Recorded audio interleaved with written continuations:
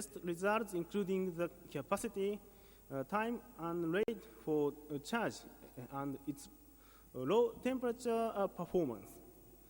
So, in addition, simulation study and atmosphere corrosion test, and give a summary. There are many issues for fuel cell vehicles for further market introduction. Many issues remained. In particular, consumers place a high priority on the driving range. This slide summarizes the development status of various storage technologies. The goal is a small square in the corner. Many hydrogen storage technologies there is, but each one is far from goal area.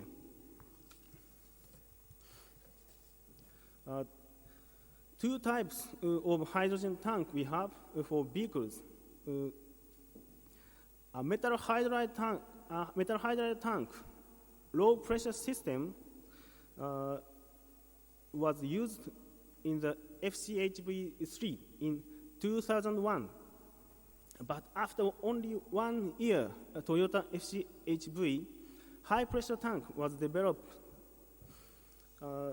This suggests some problems, and one of which is about charge and discharge performance.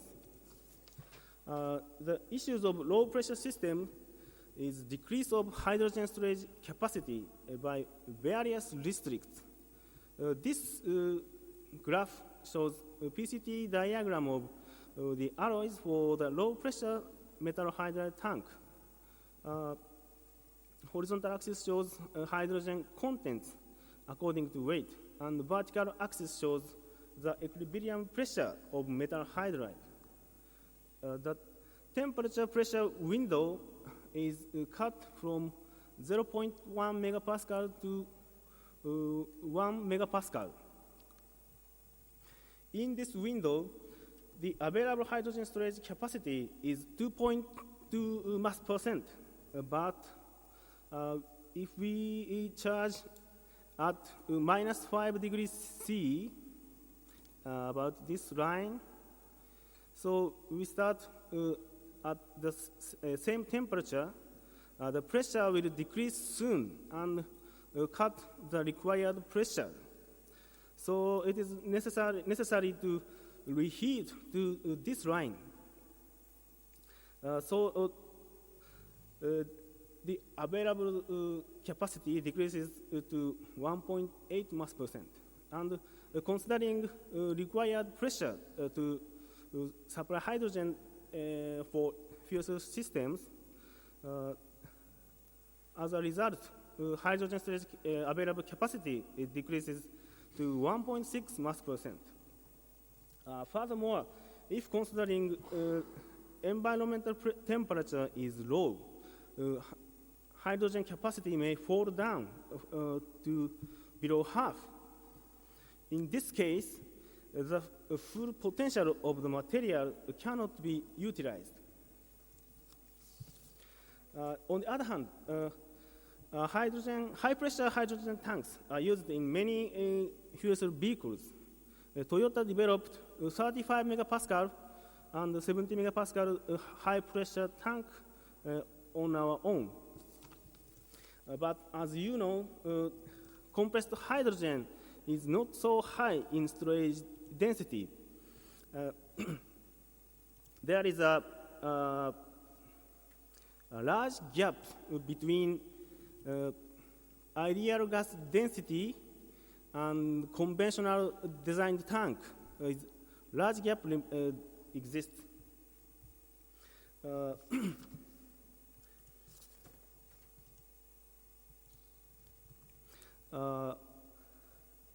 The compressed gas gaseous fuel, such as hydrogen, is low in energy density, especially volumetric density. So high pressure storage is not sufficient to provide enough energy density, even at 70 megapascal. This table shows the performance of non-onboard system about low pressure system and high pressure tank. Low pressure systems are safe and efficient with little energy loss of hydrogen compression. On the other hand, charge and discharge of hydrogen requires the interaction of heat. The transference of the heat is controlled by the heat exchange capacity.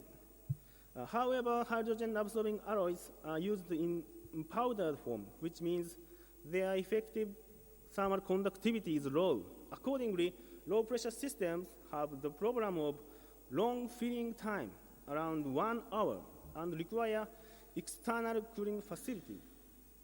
Moreover, the effective hydrogen storage capacity is reduced at low temperature. High-pressure tanks are attractive as a practical option for onboard systems, since it is possible to control charge and discharge simply by adjusting the pressure. But its volumetric density is rather low. So we focused on the effective utilization of pressure to solve the issues of conventional hydrogen-absorbing alloy tank. High-pressure metal hydride tank is combined metal hydrides and compressed hydrogen. The structure of the high-pressure metal hydride tank makes the most efficient use of the structure of a conventional high-pressure tank. The aluminum liner has a split structure to allow the heat exchanger and the metal hydride module to be integrated into the tank, which is reinforced externally by a CFRP after assembly. An improvement in hydrogen storage density can be achieved by filling this empty space with high pressure hydrogen at a maximum pressure of 35 megapascal. The metal hydride used in this tank was a titanium chromium manganese alloys, a type of AB2 Ravis phase. This alloy has an effective hydrogen storage capacity of 1.9 mass percent. And the heat of formation of the hydride is 22 kilojoule per mole hydrogen. Toyota Central R&D Labs developed this material. This figure shows the concept of how the charge and discharge of hydrogen is controlled. Hydrogen charging takes place rapidly using high pressure at 35 megapascal. The heat of formation generated by the alloy is released from the radiator through the onboard cooling system connected to the heat exchanger. The high pressure system has improved reaction rate and heat transmission rate. Conversely, while driving, the hydrogen is dissolved only by opening the valve. If the tank is overcooled, the latent heat from the fuel cells is supplied to the tank. The charge and discharge is mainly controlled by pressure and is supported by heat exchange. This photograph shows the test bench for the onboard scale 45-liter 4 tanks. Temperature-controlled bus is substituted for a fuel cell stack in evaluation. Cooling system equipments are same as in the vehicle. This figure shows hydrogen storage capacity. Horizontal axis shows pressure and vertical axis shows hydrogen capacity.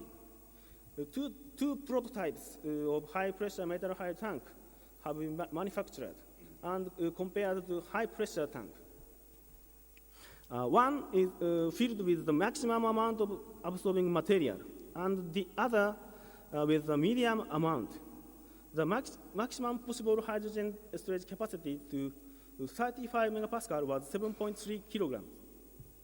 This was at least 2.5 times the storage capacity of the high pressure tank with the same volume and same pressure, and 1.7 times the storage capacity of the high pressure hydrogen tank with the same volume at 70 megapascal. When the amount of alloy was reduced to 110 kilograms, the hydrogen storage capacity was about 5 kilograms. This was higher than the storage capacity of 70 megapascal high pressure tank. Storage density in weight is 2.4 mass percent at this point and 4.5 mass percent at this point. This figure shows the results of the rapid hydrogen charge test. The hydrogen charge amount in 5 minutes reached over 80% of the maximum hydrogen storage capacity. Only the onboard cooling system was used without any other cooling facility. This charging rate, 80% per 5 minutes, is practically equivalent to the high pressure tank. Moreover, the maximum hydrogen flow rate during charging was over 11,000 normal liters, about 1 kilogram per minute. This was much higher than the hydrogen flow rate to the high pressure tank. Hydrogen release was from minus 30 degrees C. This figure shows the PCT diagram of titanium, chromium, manganese alloy used in the tank. It was confirmed that a hydrogen supplying pressure sufficient for FC systems, even at minus 30 degrees C. Through the simulation study, we can obtain many findings concerning charge and discharge. This is the model of reaction heat. Reaction rate is evaluated from this equation. So charging high pressure makes the large delta P. So it makes the reaction rate increases. So, and increase of temperature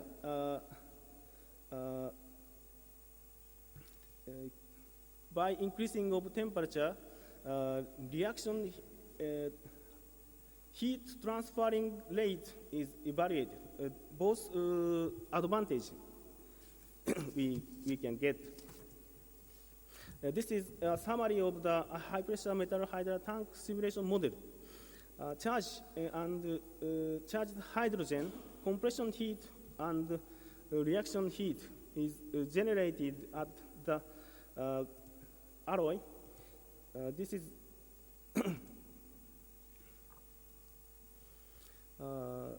and metal hydride temperature of metal hydride in the tank rise, and generated heat is cooled by LLC and transferred through the liner and CFRP and radiated from the tank surface and to the air. Heat transfer is evaluated by each heat transfer coefficient, and LLC cooled by radiator and returned to the tank. This is a comparison with experiment. Calculation and experiment fit very much. So this is the estimated condition of 5 minutes charging. The vertical axis shows hydrogen filling rate at 5 minutes, and this axis shows airflow rate. This axis shows LLC flow rate. The orange area shows that filling to 95% capacity can be achieved. In this graph, one of the operate conditions that enable the charging more than 95%. At this point, flow rate is 6 meter per sec, and LLC flow rate is 60 liter per minute. This slide shows a safety evaluation test concerning the prevention of self-ignition of alloys. AB2 alloys are ignited in the air after hydrogenate activation. This figure is a high-pressure metal hydride tank after activation at open space. The valve is opened to introduce the air into the tank. This graph shows temperatures in the tank. After hydrogen had been released, temperature began to increase by the heat of oxidation, but increasing rate is very small. Then some additional operations were done, and in the end, by active ventilation of the air about 50 liter per minute, temperature in the tank increased to about 40 degrees C and became saturated later. I believe that activity is lost by oxidation of the surface if the amount of ventilated air is relatively small. We also believe that after activity is lost, it becomes more rapid rise of temperature does not occur even if a large amount of air enter into the tank. This table shows the performance of the tank from the standpoint of its application as an onboard system. I already mentioned about two types. The high-pressure metal hydride tank achieved a hydrogen storage density at least 2.5 times that of the high-pressure hydrogen tank with the same volume. Moreover, this system overcame the problem of the low-pressure system with regard to the charge and discharge, and achieved the performance practically equivalent to the high-pressure hydrogen tank. On the other hand, solving the issues of mass reduction of the tank is necessary for further popularization of fuel cell vehicles. The current high-pressure metal hydride tank has a mass of 420 kilograms. It indicates that a future improvement of the metal hydride storage density is essential. This table shows a list of material performance requirements according to priority for application.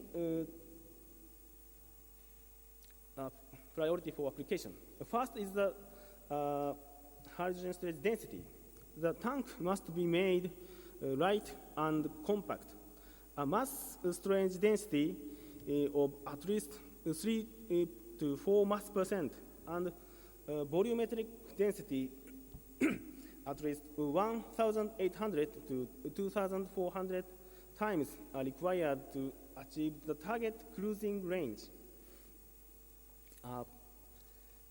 This volumetric density means stored hydrogen gas volume per volume of metal hydride. Aside from hydrogen storage density, it is necessary to achieve both a reduction in the absolute value for delta H and improvement in equilibrium pressure at low temperature in order to improve the charge and discharge performance. It is also important to consider the issue of material degradation. This is the summary. The advantage of high-pressure metal hydride system are large hydrogen storage capacity and high-speed charge and release hydrogen at low temperature. High-pressure system, metal hydro system shows a realistic way to obtain adequate cruising range over 700 kilometers. Effective cruising range is about 2.5 times that of conventional high-pressure tank. But a large gap to target performance still remains. So we need worldwide collaboration study is expected in this field. Thank you very much for your attention.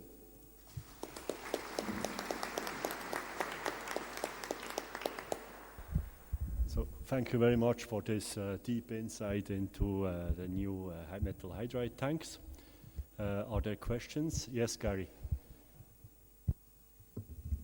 Yes, I just want to make sure I understand the weight percent of the final system correctly. As I understand it, you had 7.3 kilograms of hydrogen in a total weight of 420 kilograms. So that's a little less than 2% by weight. So you compared to a 35 megapascal composite tank with no hydride, they're typically 6 to 6.5 weight percent. The big advantage is volume, I guess, at this moment. It's not yet competitive, but it's a lower volume, but much lower weight than a gas-only tank, much higher weight. Excuse me, can I see the slides? Dr. Sandro, your question is the meaning of weight percent? Your question is meaning of the weight percent of the system. Oh, yes. Current system weight percent is about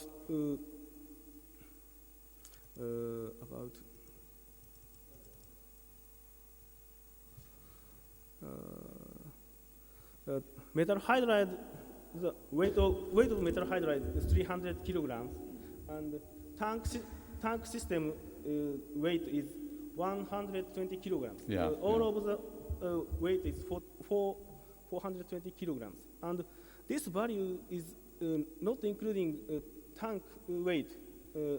This hydrogen, compressed hydrogen and absorbed hydrogen divided by the weight of metal hydride. Divided by the weight of everything. Heat exchanger plus composite tank plus metal hydride. Yeah. System weight percentage. Ahead, yeah, a further slide. Next. Next slide.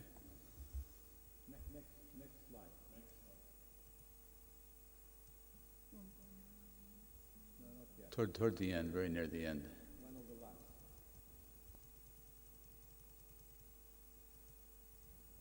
That one, yeah. So 7.3 kilograms divided by 420 kilograms, 1.8 weight percent or so. Yes, systematic weight percent is 1.8. So we can select another option. So 5 kilogram for 200 kilogram tank system. So we can get 2.5 mass percent, systematic mass percent. It is one of the options, I think. Yes, Mario? I have a question about, have you calculated the overall efficiency for discharging your system? It means that adding high pressure and also the needs to remove the specific heat or the heat during the absorption, the overall efficiency, energy efficiency of the system, it's worse, I think.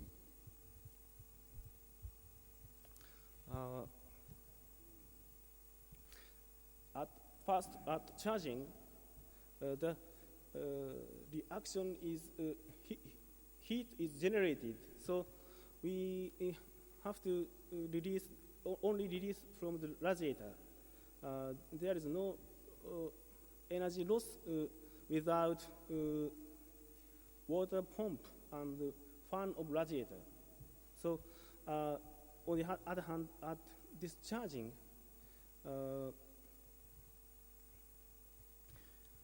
latent heat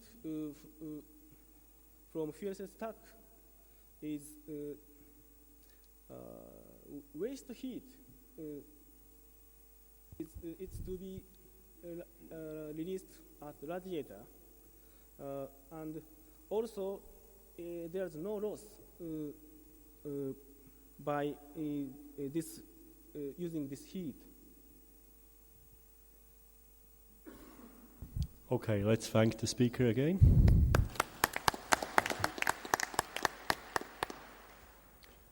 It's a very special honor for me to introduce our next speaker, Professor Qidong Wang from the Zhejiang University in China, not in Japan, like it's written in the program. And he will talk about metal hydride hydrogen storage in China. Please, Professor Wang.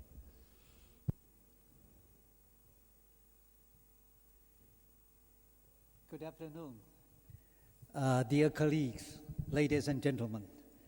First, I would like to express my gratitude to the organizer to invite me come over to this conference so that I can learn a lot from our colleagues, and also expect to hear your opinion concerning the work that we are doing.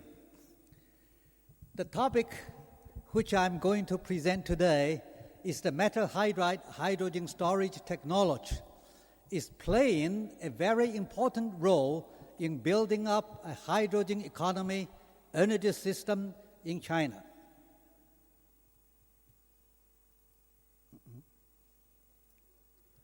No, it doesn't work.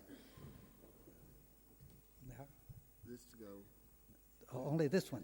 Yeah, just the middle one. Ahead and back. Oh, this one's back. Okay. Well, the first one is a hydrogen economy is really vital for China right now.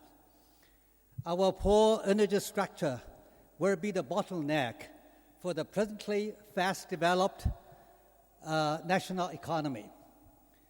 And China is a large country, but is very much in short of resources, especially in oil and gas resources. Petroleum security and environment pollution by burning the coal all the time are very serious problems for us. Well, hydrogen economy structure can only be the final solution. That's what we believed in. So what we call the hydrogen economy energy system is the system in which only renewable energies, that's including wind, solar, tidal, hydraulic, and biomass, are used as the primary energy, and electricity and hydrogen are used as the secondary energy for providing energy to the users. Of course, this will be a very long, hard endeavor, but we have to start right now, because otherwise our research would do nothing or very little for promotion of our national economy right now. See. We regard to have two parallel approaches for building up the hydrogen economy energy system right now in China. The first approach is the approach to build up a huge hydrogen infrastructure on local energy resources. That's from now on in steps, and also the use of hydrogen thus acquired immediately for the conservation of petroleum and for the reduction of the air pollution in our, especially in big cities. The second approach, I think, is the same with the colleagues here, the approach of perfecting the technologies for PEMFC fuel cell, for the proton exchange membrane fuel cell vehicles. Well, the sequence of developing the hydrogen structure, according to our opinion, is that the first is to get the hydrogen from byproduct gas from the industries. The second is from the pyrolysis of urban living solid wastes and the sewage sludge in city water treatment plants and also rural agricultural wastes. And the third is from the water electrolysis by using electricity from locally available renewable energies, including the wind, small hydro, solar, tidal, etc. So our renewable energy has to be hurried up and developing from now on and put it into schedule. The order of using hydrogen as we thought is first use the hydrogen thus acquired, used as a supplementary fuel for internal combustion engines. As we know, 5% of hydrogen used, some 25 to 30% or 20 to 25% at least, conservation of oil can be achieved. The second is the use of hydrogen to power the proton exchange membrane fuel cell driven scooters and bicycles. These things are developing rather fast in China. And the small electric appliances, as metal hydride, hydrogen storage, this ready technology can store enough hydrogen for them. And the third is use of hydrogen to operate standby power stations. And lastly, maybe the use of hydrogen to operate what we are studying right now, the PMFC fuel cells, fuel cell vehicles. Now, I'm going to talk a little bit about metal hydride hydrogen storage technology will play an important part in developing a hydrogen economy energy system in China. Because the metal hydride technology can function in these eight aspects. The first, metal hydride hydrogen storage tanks can be used for storing hydrogen in hydrogen production plants. The second is metal hydride hydrogen storage tanks used for transport hydrogen from production plants to refueling stations. And the third is metal hydride hydrogen storage tanks for hydrogen storage in refueling stations. And the fourth is metal hydride hydrogen purification tanks for purifying hydrogen to very high purity, let's say 6 or 7 nines. That's for storing high purity hydrogen for use for the PMFC vehicles later. And also we can use metal hydride hydrogen as a compressor for compressing hydrogen gas to high pressure. That's 40 or even higher, that's 70 megapascal for charging hydrogen into high pressure gas tanks for vehicles, which are used rather prevalent, quite widespread right now. And the sixth, the metal hydride hydrogen storage tanks for storing hydrogen used as supplementary fuel for internal combustion engines on vehicles. Well, the merits of using metal hydride hydrogen storage tanks technology, we think that's first very safe, the safest way. And the second is a ready and a very flexible technology. And the third is simple and easy to manipulate. Of course, there are some demerits of it. It's low specific gravimetric density of hydrogen. In storage units, generally only 1.2 some weight percentage of hydrogen. But that's not a problem for stationary applications and also for the places where the hydrogen consumption is low, such as on scooters or on electric bikes, where the total weight is not high and very much acceptable by users. And the second demerit is its cost is rather high. But still, the total cost in comparing with building up a pipe system for transporting hydrogen from hydrogen production plants to refueling stations well, this investment is comparatively lower even. There are several examples which we did see. That's one. That's a hydrogen producing plant using the byproduct gas from a chloro-alkaline factory in Shanghai. The second is the metal hydride hydrogen storage tanks in hydrogen production stations and also in refueling stations. That's built by our university. And also the third example is the metal hydride hydrogen storage tanks for transporting hydrogen from hydrogen production plants to refueling stations, also in Hangzhou. And also there's lots of small storage tanks used for bikes and for small electric appliances and etc. See, that's what we did in this aspect. Well, there are some design features. I think I would just very simply mention it a little bit. See, the metal hydride bed usually is encased in tubes, and which is, for the large ones, is cooled with circulating water. See, our hydrogen storage alloys all put into tubes. And for smaller ones, the hydride bed encased in tubes, the tubes are mounted with some fins or air cooling fins.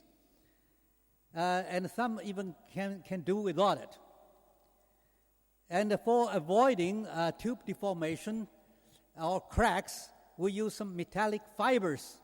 That's we worked on for a long time to fill into the tubes together with hydrogen storage alloys that can prevent the motion of the hydride of the materials inside, so that it would not caulk in some place and deform. Well, for the alloys, currently we still use some AV5. But we are working also on some alloys for a little bit higher ones. The one which we're working at is with the ion titanium or ion titanium, zirconium, manganese, and nickel. Those alloys has some higher hydrogen storage capacity, but its kinetic properties and cycling stability has not been very much studied by us yet. And the second part, I'm going to mention a little bit on the metal hydride hydrogen storage technology developed for hydrogen powered proton exchange membrane fuel cell vehicles. That's the second part endeavor. In our country. So we joined into that too. We believe that hydrogen powered proton exchange membrane fuel cell vehicles will finally revolutionize the present automobile industry. Yet many hard technology, including the hydrogen storage technology, has to be overcome. Well, the targets, I think these things we all know that the hydrogen gravimetric density should be higher than 5 to 6 weight%, and the volumetric density is above 30%. And according to the chart, we all know that the above the 5 to 6%, only several high weight percentage complex hydrides or some organic compound or carbon nanoparticles or tubes can work at that. So yeah, that's the limit set for it. See. So we worked on some magnesium-based alloys, and also worked on some high hydrogen storage, specific weight density, aromatic organic compounds And also we worked on some we called organic slurries, the hydrogen storage alloys together with some aromatic organic compound to form into a slurry. Also, we work on some complex metal hydrides. But today, I'm going to mention only these 2 and 3 points a little. See, the first slurry.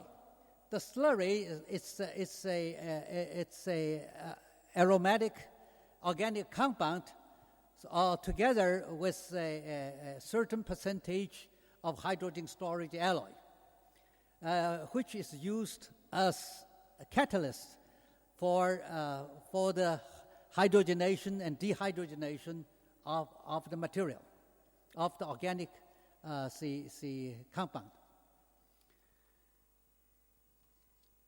Well, in this schedule, the first one we studied, the slurry is carried by the vehicle. The slurry is charged with hydrogen or hydrogenated in the refueling station in liquid state at high speed, and provides the vehicle with hydrogen, which is used to operate the vehicle when it's dehydrogenated.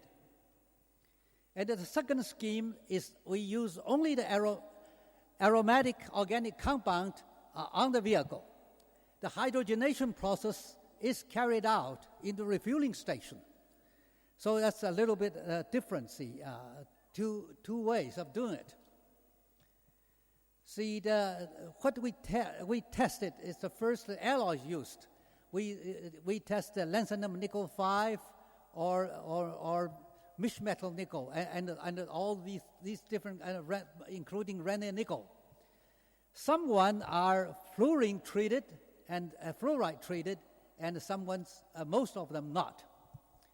The aromatic organic compound we tested are only benzene and toluene. And during testing, the weight ratio of the alloys to organic compound is varied.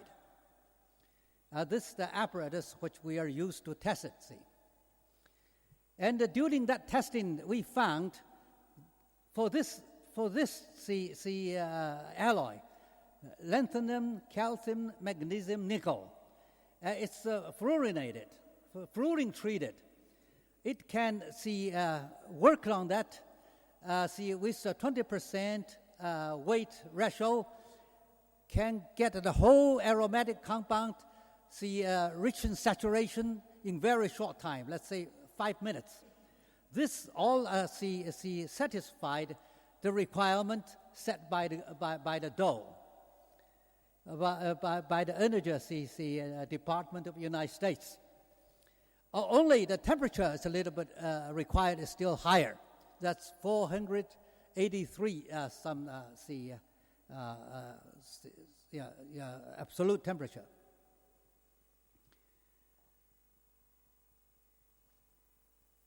So on those catalyzed hydrogen generated hydrogenation of the aromatic compound is that the hydrogen storage alloys are hydrogenated first into hydrides. But the hydriding speed is governed by the transport of hydrogen through the organic compound. So when the aromatic compound is highly stirred or agitated, then it would be hydrogenated rather fast. When the aromatic organic compound is formed, then there are some hydrogen atoms dissociated on the surface, which would catalyze the organic compound into a saturated organic compound. The hydrogenation speed varies with the alloys, also with the surface treatment of it. Also varies with the weight percentage of the material used. What we found is the fluorine treated, lanthanum, calcium, magnesium, nickel has the best property. That's we can reach the hydrogen storage density above 6%, and the time less than 5 minutes. Only the temperature is a little bit too high, as I mentioned ago.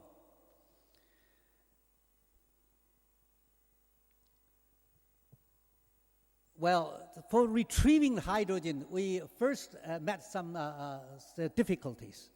We tried to heat up the whole bed and to separate it with a palladium diaphragm, but that was not very successful because of the surface of the diaphragm was coated by the condensate of benzene or toluene. Then secondly, we tried to separate the hydrogen vapor by means of first pump out the saturated liquid and spray it into some catalyst outside the slurry container, and then separate the hydrogen by using a condenser. That was much more successful. Well, the second approach on the basis of first one is to use aromatic organic compound as a fuel itself.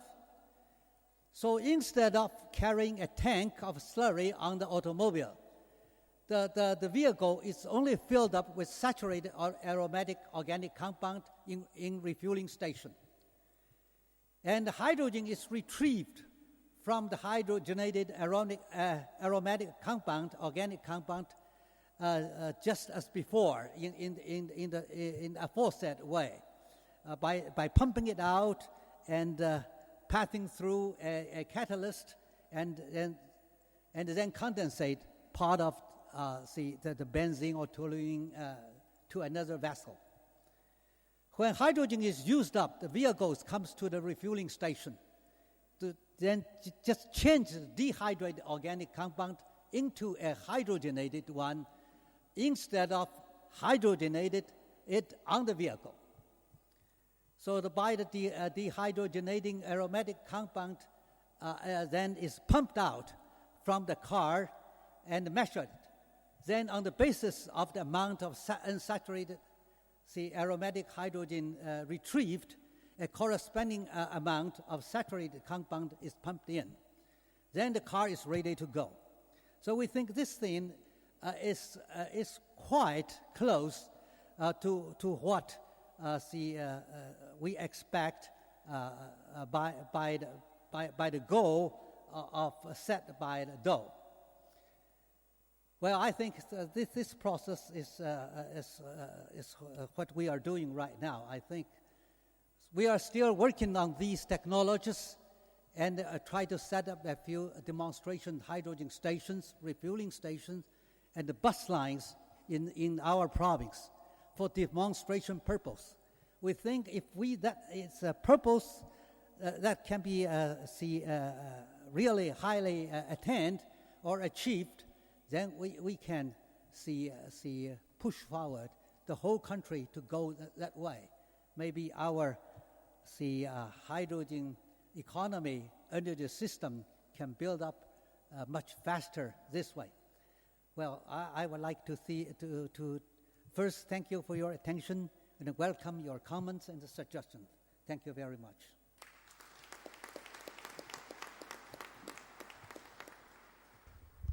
Thank you very much for this great overview of the hydrogen technology in China. Questions? Yes. My name is Saito from Japan, and I'm a catalytic chemist. From that viewpoint, I have one question. The catalyst life or the recyclability to use catalyst many times is very important in this system.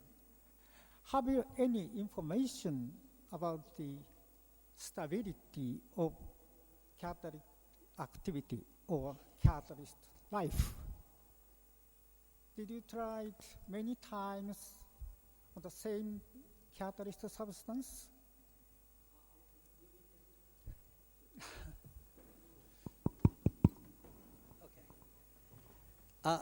You mean the stability of the catalyst? Well, so far, as in our experiment, it seems to be all right. It doesn't decrease as it degenerated very fast. See, running some 20 or 30 times, it decreased, well, so from 2 to 5%, that's what we reached.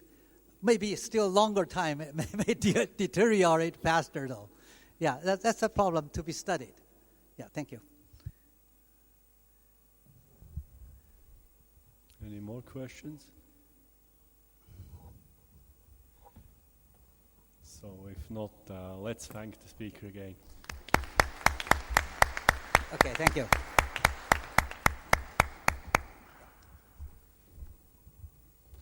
So now it's a very special pleasure for me to introduce my friend Ronald Riesen from the Vrije Universiteit in the Netherlands. And he will give a talk on the diagnostics for hydrogen storage, optical hydrogenography on compositional gradient thin films. Please, Ronald. Thank you, Andres. Go ahead with this, in Yeah. the middle and back with that. Always Okay. in the middle, okay? And you use this as a pointer. Okay, we will try. While preparing this talk, I surfed on the internet and I found one picture, one photograph of a church, and I thought it might be the church where this conference is going to take place. It was not the right church. But the ambition of my talk is in fact to explain, on this picture, to explain this little round thing in the top here. Okay. Oh, this goes very fast. Okay, we'll try again. If I expand this one, you see a picture. And as I said, my only ambition is to explain to you what this is. So we'll just start. People looking at the picture will see that there is something lying on the ground.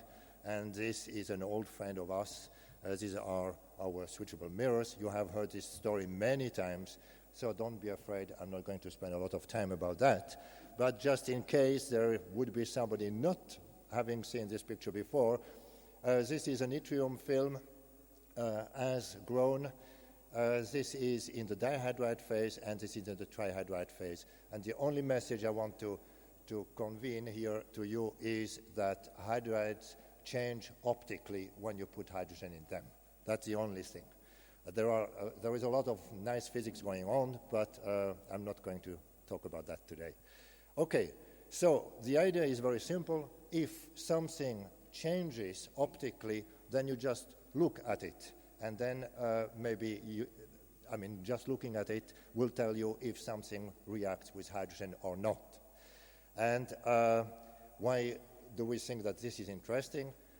Thin films will not give to Toyota or DM or whatever, will not give a storage system, but I think that thin films have an advantage that they can be characterized very carefully.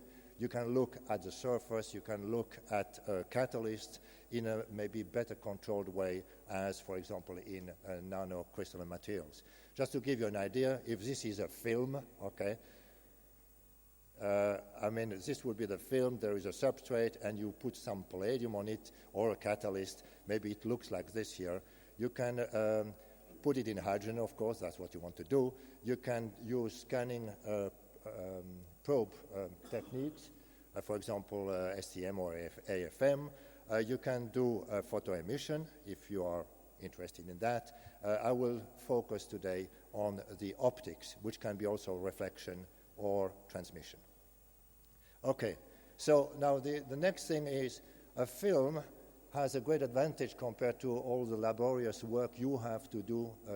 You are the people ball milling or baking or melting and so on, is that we can make thousands of films, thousands of samples at the same time. And this means that we can do some combinatorial search for hopefully new materials. And I must say that I was very happy to hear Ferdi Schütz this morning saying that he was believing that somewhere in nature there were some treasures buried. Now, we'll try to find them. Okay, so how do we do these films? This is Bernard Damm, who is doing a lot of this work here. We have Jan Rector, Hermann Schröders. It is by sputtering, and since you are maybe not very familiar with the technique, let me give you a very, very simple system, which is a magnesium-nickel system. So just to illustrate what we are doing, we have in fact 6 sputtering guns. I will take only 2 here, magnesium and nickel. Then we have, of course, a substrate, which can be glass or whatever you want. We sputter for a certain time. Green and blue are just not real colors. And essentially, at the end, it is what you have. Again, it looks like a mirror. Don't think that it looks like what I have shown here. But it is magnesium-rich on one side and nickel-rich on the other side. And then you put this into a little system, which is, let's say, a hydrogen chamber, which can be baked. And in cross-section, it will look like this here. You have a light source here. This is the chamber you just have seen. I'm going to build in the sample here, and you look with a CCD camera what happens when you apply hydrogen. And I want to stress out here, we have heard many talks about hundreds of degrees and sometimes even hundreds of bars. I'm talking about room temperature most of the time, maybe 100 degrees C if we must, and I'm talking about pressure loadings. This is not megabar, but this is millibar, okay? So we have very simple conditions. And what you obtain is this. This is how the sample looks in transmission after it has been loaded with hydrogen. And just to give you an idea of where we are, the sample, this one here, is starting roughly here with almost 1-to-1 magnesium-nickel composition, and it goes to the magnesium-rich side. And the only message here is look at the richness of the picture we obtain, which tells us that the magnesium-nickel system is not as simple as maybe many have believed, but there is a lot going on. Okay, now let me show you that what we can also do, which is to not look at the final picture, but it's also to monitor the system while we are loading it with hydrogen. So this is, again, a very mild situation. We talk about 15 millibar. This is a little bit higher in temperature than what I said before. At this temperature, these are the millibars, and this is the plateau pressure. What we obtain then is this. Maybe I should explain what this means. Look first at the composition. So here on this side, we are on the magnesium very rich side, and here, here we would have roughly magnesium to nickel. So this is a gradient sample, okay, magnesium rich here, and going about to magnesium nickel 1-to-1. The vertical axis is time. So you look always at the same sample as a function of time. So the sample, appearance is on this graph only one horizontal line. And you see that some concentration need more time to react with hydrogen than others. You also see that this is very bright, transparent, and here there is some modulation. Okay? Now, let me give you a detail of this picture, which is, you see the connection. In the green rectangle, it's exactly what is contained here. And I just want to show you that we can, at a given time, we can make a cross-section over the optical transmission, and you obtain something like that.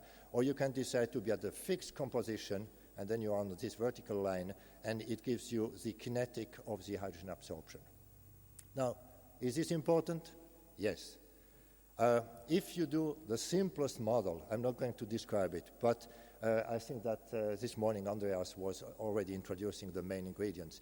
You come with an H2 molecule here, you have some surface processes taking place, you may have subsurface state, you may also have an oxide layer. Let's symbolize all this with this here, and you have a metal hydride. And you want to know what the pressure, the plateau pressure is of this metal hydride. And you don't want to do anything else than looking at the sample.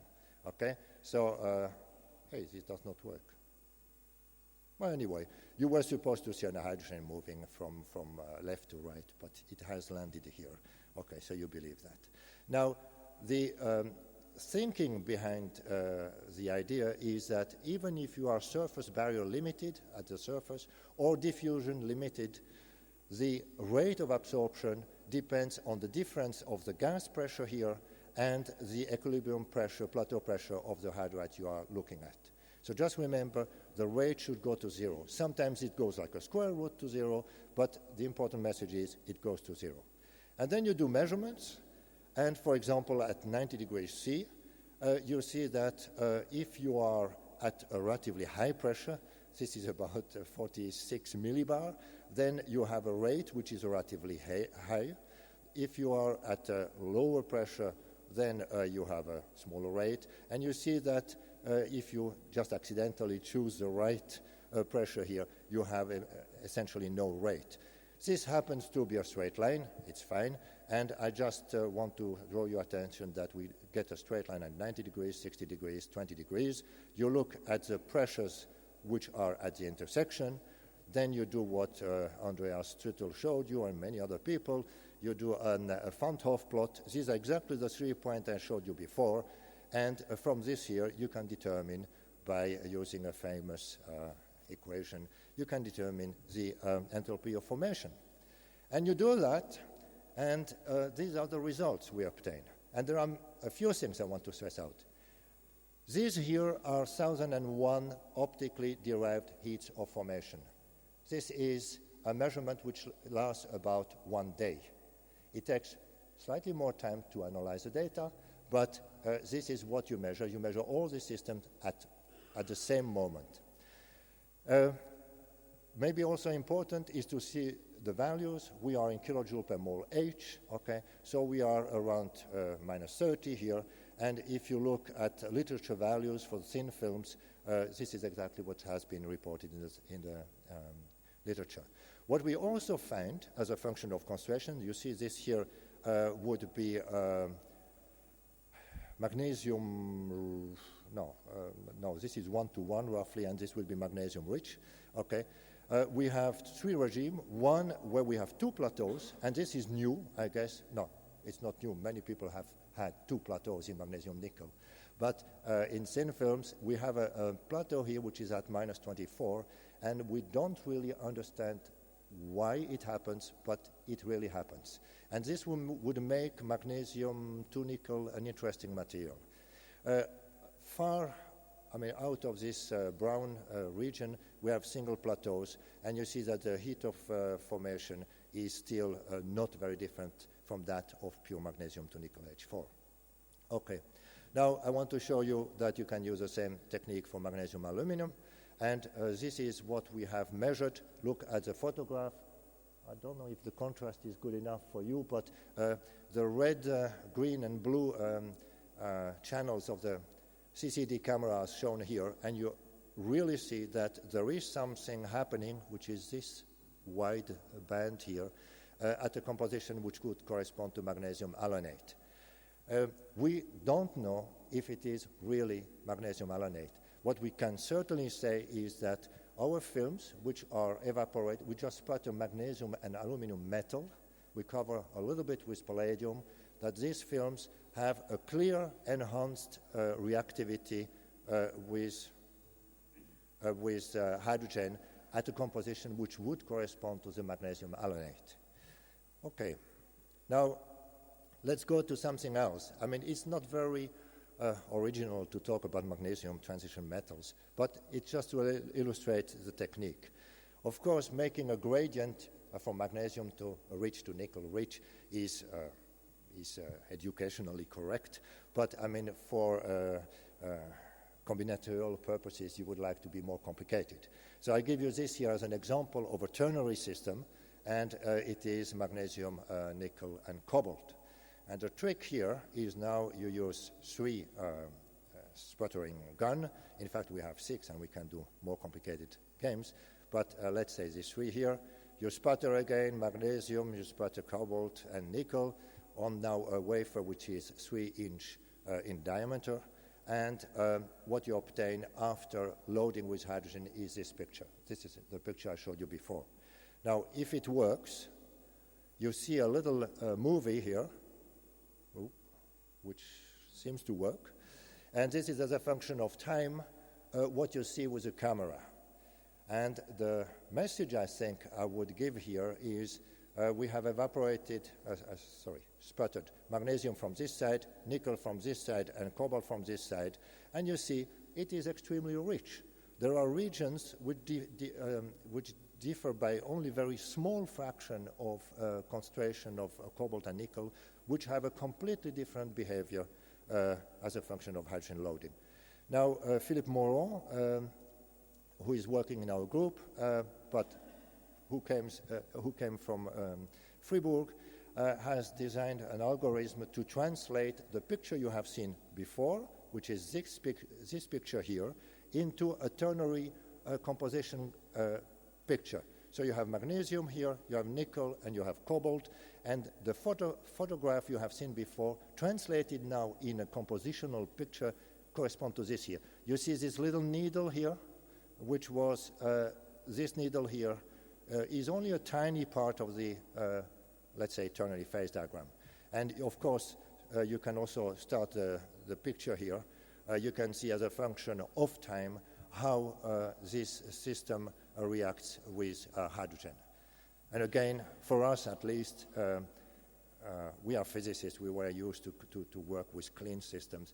We did not expect so much action in a system like that. Okay, now I will show you that you can also look at very details of the system. At first sight, this looks the same story as just before, magnesium, cobalt, and nickel. But if you translate this here now in a phase diagram, the sample has been done in such a way that the cobalt source is only at most depositing 10% cobalt. So we are talking in the phase diagram of a very small region, a sort of band at very low cobalt concentrations. And here again you see that a lot is going on. So we are talking about concentrations which are, let's say, between 2% and 10%. Now, these are photographs. Everyone with a reasonable CCD camera can do the same thing. And we wanted to do more than that. And Martin Slauman designed a little fiber optic setup, which is shown here. So now you recognize maybe this is the chamber where we can put our 3-inch wafer. We have two fibers, one from the top, one from bottom, and one is used to do optical transmission, and the other one to do optical reflection. And we can scan through the sample, and we can measure what the optical properties are. And I'll give you the two things. Of course, the CCD camera gives you a much nicer picture because we have many, many pixels there. And this here is now the scanned picture. So you have to imagine that this fiber is scanning, and the site of view of this system is, let's say, about 5 by 5 millimeters. So that's why you see a sort of discrete steps here. But I hope that you see that this picture here resembles very much this picture. Now, the advantage of this scanning technique is that we can look very carefully at the optical properties at specific points. And I'll just took 3 here to show you the differences. Without going into the details, you just look at transmission, which is a red curve, and reflection, which is the blue curve. And I don't want to do any physics here, but everyone will see that, that these 3 spectra are totally different from each other. And we have learned in the course of time, we have learned to interpret this to translate these spectra in hydride properties. Okay. Now, well, I'm doing almost fine with my time. Another thing, which is also a game which is very useful, is, for example, to look at catalysts. And the simplest game you can do is to take a catalyst and put it on a switchable mirror. Let's say our gold, very old friend, yttrium. So we put just the catalyst, I mean, we sputter it on a switchable mirror, and then you just have to look at what happens. Oh, this little cartoon is not moving. You were supposed to see the hydrogen molecule going down here, then physics option, chemist option, and then going down in the switchable mirror. The switchable mirror will tell you immediately how many hydrogen atoms have crossed the catalyst, and therefore you can optimize catalyst, you can optimize the thickness of them, and so on, in a rather efficient way. Now, I will stop here. My only purpose was to show you that with this optical technique, we have in principle the possibility to measure, if I just exaggerate a little bit, 10,000 samples in one afternoon, okay? And we hope that we will find the big treasure Ferdinand has promised us. So thank you very much for your attention.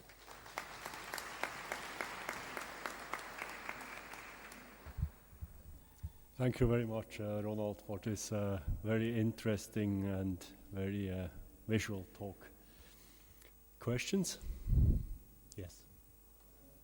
It would seem in your very, very interesting presentation that you could also explore the effect of morphology, a degree of crystallinity, a degree of amorphous nature, degree of particle size, and the effect that these variables would have on the nature of the interaction with hydrogen. And of course, these, I presume, would be greatly dependent on the rate of deposition, which would be controlled by the, in part at least, by the temperature of the substrate. Yeah, I mean, that's completely correct. I mean, in fact, there are several parameters you can use to fine-tune the surface, to fine-tune the growth, and so on. We have, I mean, for people interested in optical and switchable mirrors, we had a physical letter last, I don't know, November or something like that, where we have these switchable mirrors going from mirror-like to black. And in fact, this is really the influence of a defect structure. We discovered that it's a funny story. You take a glass and you evaporate magnesium to nickel and a little bit of palladium. And you put in a hydrogen, and what you see is that the hydrogen goes very rapidly along grain boundaries to the interface substrate magnesium nickel. And there it nucleates the magnesium to nickel H4 phase first. So while the hydrogen is coming from the top of the sample, it nucleates first near, let's say, the glass. And I heard a few times today that silicon was sometimes a catalyst. And we were looking in the possibility that we would have a catalytic effect. But it's also a fine structure, a defect structure. With TEM, we see that the grain size near the interface is clearly smaller than further away. And you can tune that by choosing deposition temperature, the substrate temperature, and so on. Very, very interesting. Thank you. Any more question? Yes? Yeah. You mentioned you're using a palladium film, and I suspect that produces hydrogen atoms. So are you accessing phases that you might not make if you didn't have a palladium film there to produce hydrogen atoms? I heard a lot of phonons, but there was a lot of can you repeat? Sorry. I'm sorry. The palladium film on top of your samples will dissociate hydrogen molecules to hydrogen atoms. Yes. So are some of the phases you're seeing a function of that palladium? You may be accessing phases you might not access without the palladium to produce the clearly. atoms. I mean, the message that we have here, let's say the arrogant message we have, is that when you put palladium on a film in a suitable way, you actually measure the intrinsic thermodynamic property of the material. I mean, I know it's a little bit arrogant, but the fact that at 100 millibar and room temperature we can make magnesium to nickel H4 tells you that palladium is helping very much. Okay? So, I mean, we don't have problems of first activating the surface and so on. But we're also looking looking at other catalysts, for example, stimulated by Thomas Claassen in Geesthacht. We looked at niobium oxide and other transition metal oxides on magnesium. And actually, we find that niobium-205 is a rather good catalyst for magnesium, but compared to palladium, it's miles away. Yes, Keith? Yes, can Ronald, sorry.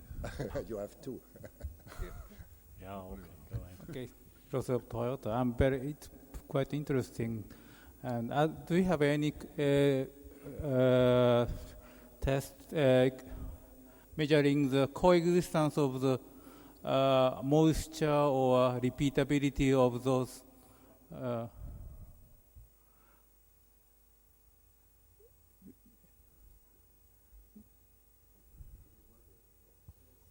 Yeah, okay. This is a very important point. Yeah. And in fact, it's not something we fully control. So, I mean, we can make maybe 20, 30, at most 100 cycles. And there is a lot of action going on at the surface. We have the feelings, for example, that sometimes, let me say something else. We try to use as little palladium as possible. Mm-hmm. So we're sometimes working with 5 nanometer. What we see then, what happens is that there is an oxide of the underlying film which will creep up the palladium islands and slowly cover them and making them less active. On the other hand, I can tell you that I have a magnesium gadolinium switchable film in my room. It has been for 6 months there, and once in a blue moon I turn the hydrogen on and it is still switching. And it is at open air and so on. I can also tell you that if we conserve our films in a very high vacuum, but not ultra-high vacuum, then it is a disaster. These things don't switch anymore. So there are a lot of things happening at the surface we don't understand yet. Yeah, thank you very much for that. It suggests the possibility of the measuring the hydrogen in the real state, because we need a very good measurement apparatus on the board. And that's very interesting indeed. Yeah, thank you very much. Okay, last question from Keith. Ron, have you considered the possibility of, instead of sputtering, using an electrolytic deposition process? Because presumably very similar processes would occur. We have not. So far, we have used electrolysis only to load hydrogen, because this is another way of measuring PC isotherms. And the other technique we are using is MBE, but that's a rather time-consuming technique. Once you have a sputtering machine, MBE looks like masochistic tendencies. Okay, let's thank Ronald again.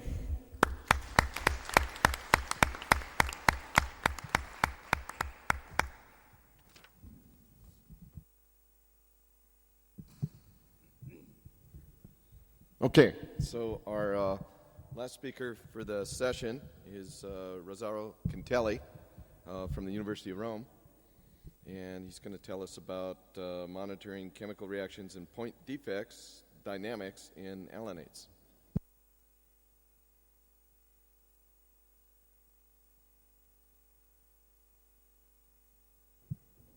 This work is carried out in collaboration with a group of Craig Jensen and with the collaboration of Alberto Albinati of the University of Milano and of Marco Zoppi of Siena in Firenze.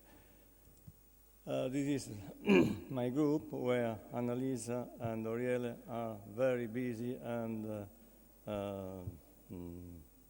involved in the research on and measurements on alanates.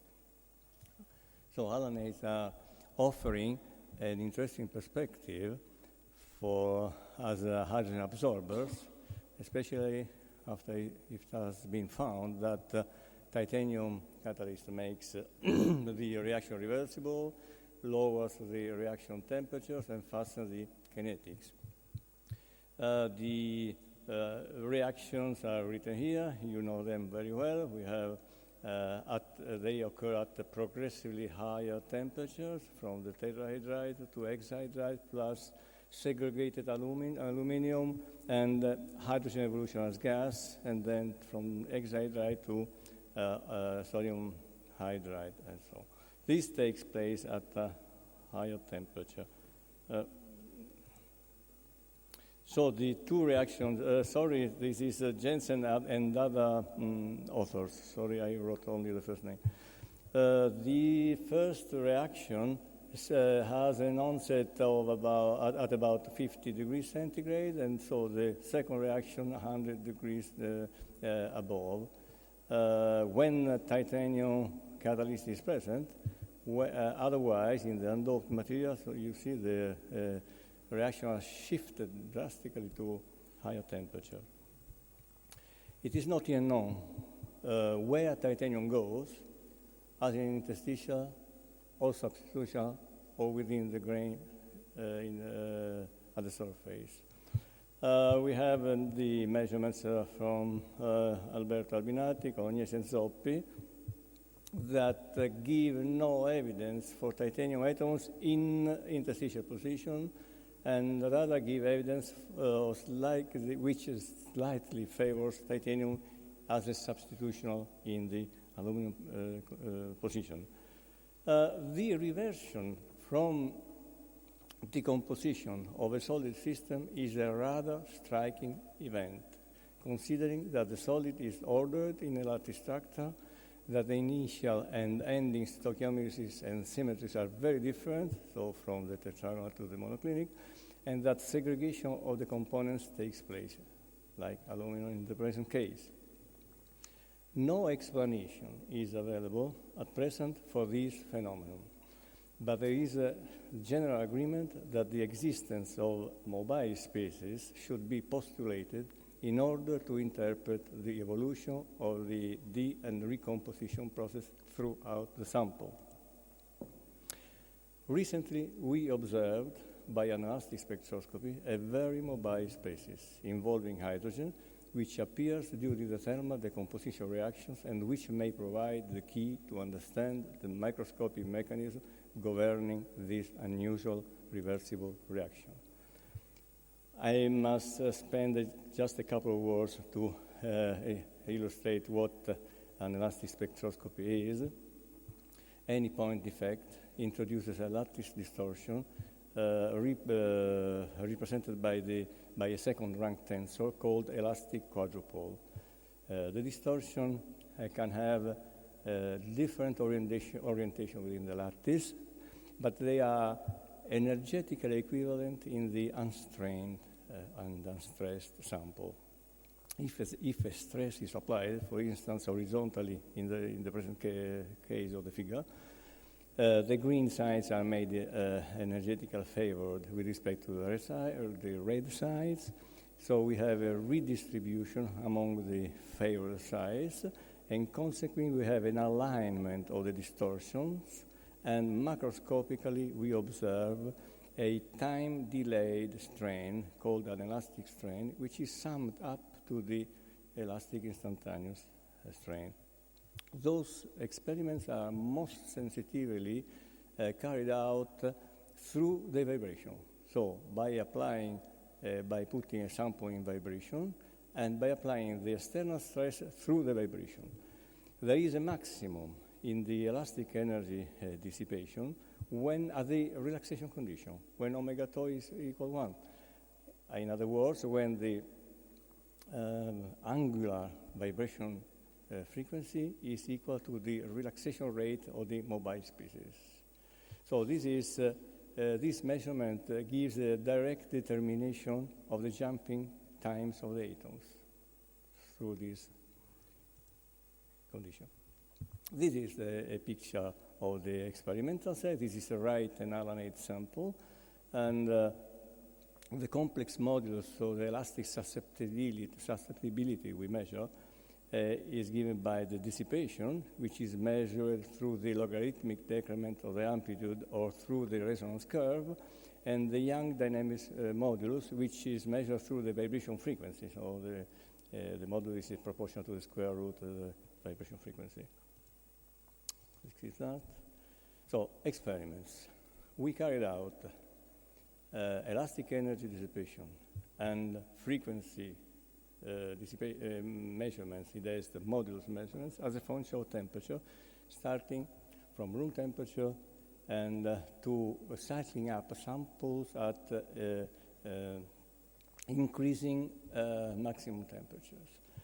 On cycling up to 360 K, the modulus reassumes at room temperature the same value, indicating that there has been no onset of decomposition reactions.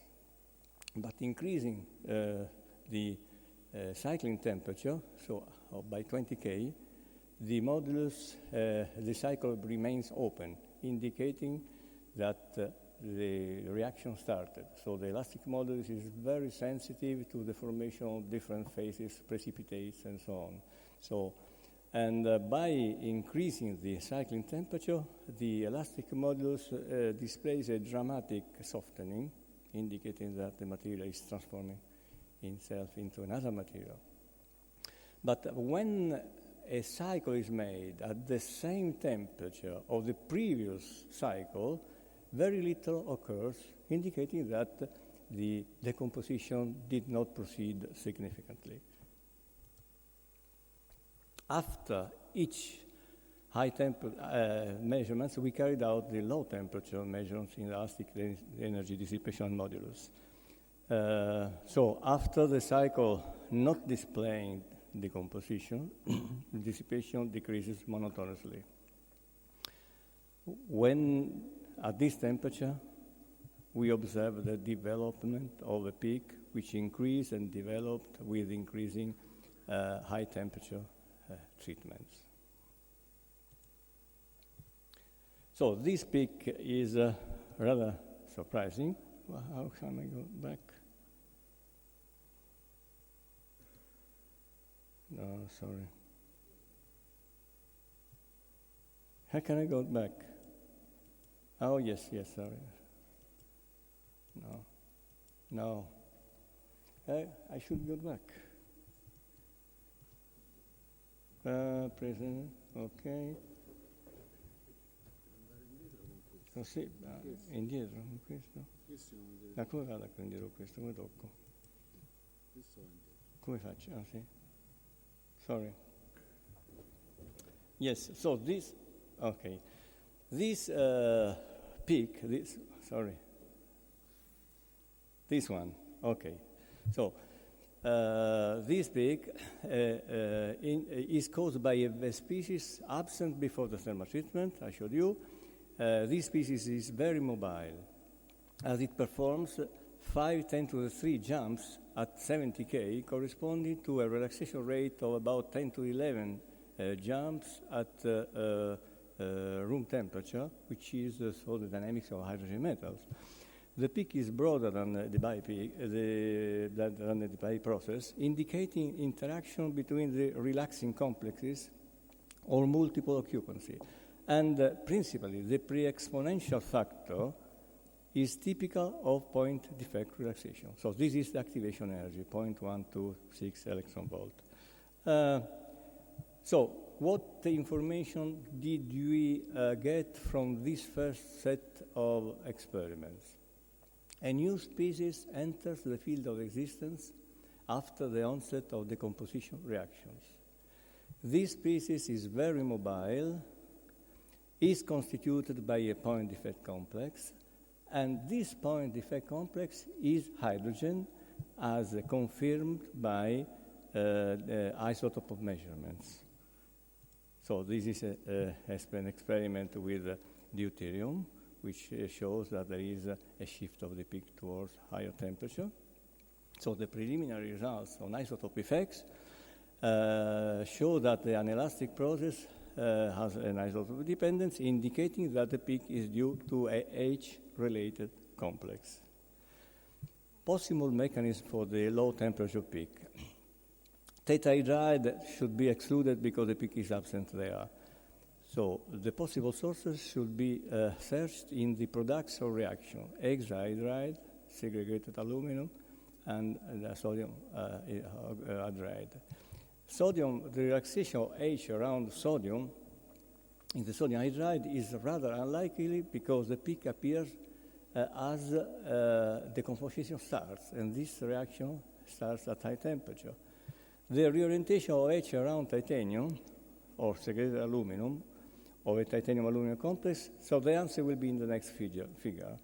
The most likely process is a stoichiometry defect of the hexahydride generating a hydrogen vacancy dynamics. The newest data showed us the following. We repeated the experiments in the undoped material, and the process, the peak, was found again. The peak is very little in height with respect to the doped alanate. Because all the temperature are shifted to higher temperature in the undoped material. The process is then present also in the undoped material. Therefore, titanium is not responsible for the peak. The peak is not due to the relaxation of H around titanium. Then we performed several experiments. One indicative set of experiments is the following. So the peak develops when the temperature annealing is increased, develops and increases. But if annealing is made at a temperature lower than the previous annealing, the peak decreases. So here, if the experiment is repeated at lower temperature, when this mobile species has no thermal activation to move, then the peak has the same intensity. So all those results should give us a key to interpret this phenomenology. The decomposition formula generically mentions the release of hydrogen from the formula units during the decomposition reaction and its evolution out of the material as molecular gas. But the variation of the peak height with the thermal treatments demonstrates that hydrogen is present in the lattice, also out of the bonds. So we propose all the models. It is difficult to tell it in a few words, but substantially is this.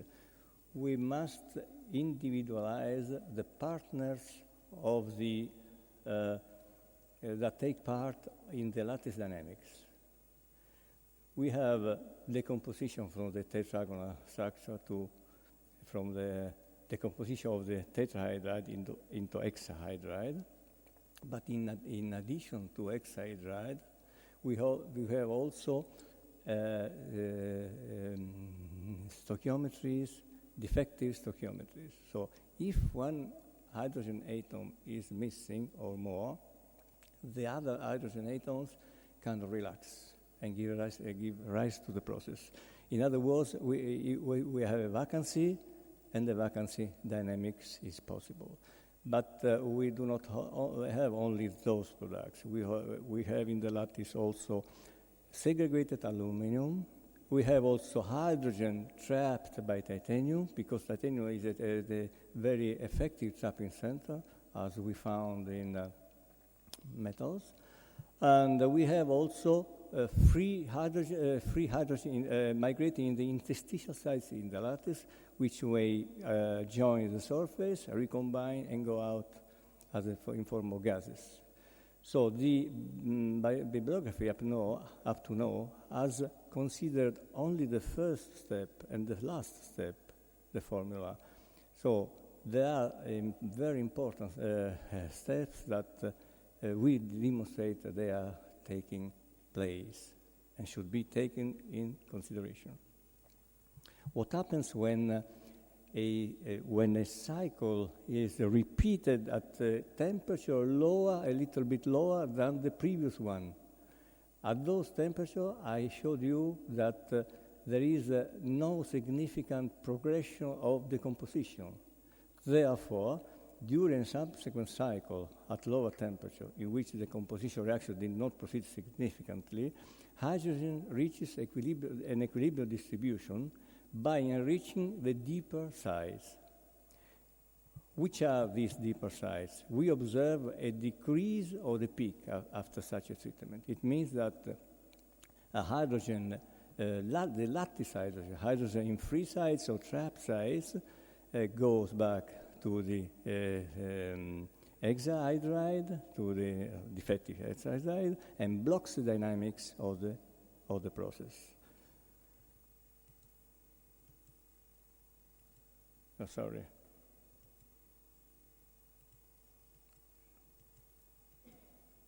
Can I go? Oh.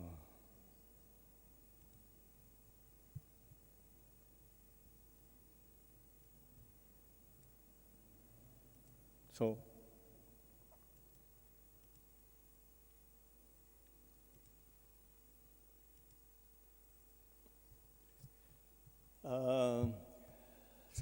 now, after re-equilibration, the deeper sides are occupied.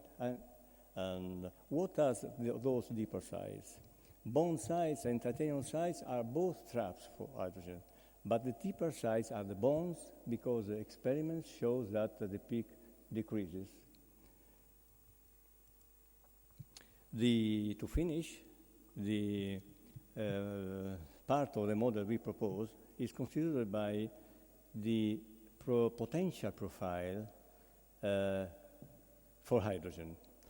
In the undoped material, the activation energy for a hydrogen atom to break the bond is rather high, of the order of 1 or more electron volt. The presence of titanium modifies both the site energy for hydrogen and the saddle point energy, resulting in the decrease of the barrier height necessary for a hydrogen to leave the bond. So in this situation, then we have a lowering of the decomposition temperatures, and in this picture, we may have stoichiometric hexahydrides, or we can have also defective hexahydrides. When we have an hydrogen atom leaving the hydride, a multi-well potential is formed where the vacancy can relax with a lower creation energy, the one I showed you before, which is 0.12 electron volt. Titanium is a trapping site, and we also have this.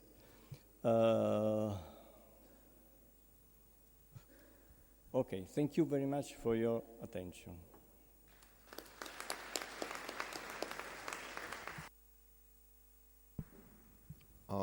Questions?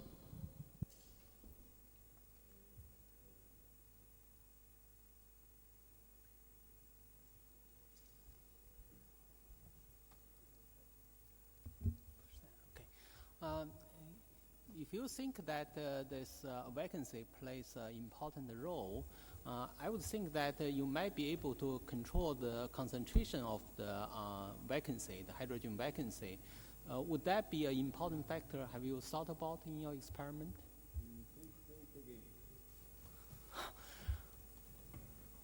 What I said is that it seems that in your result, the vacancy plays an important role.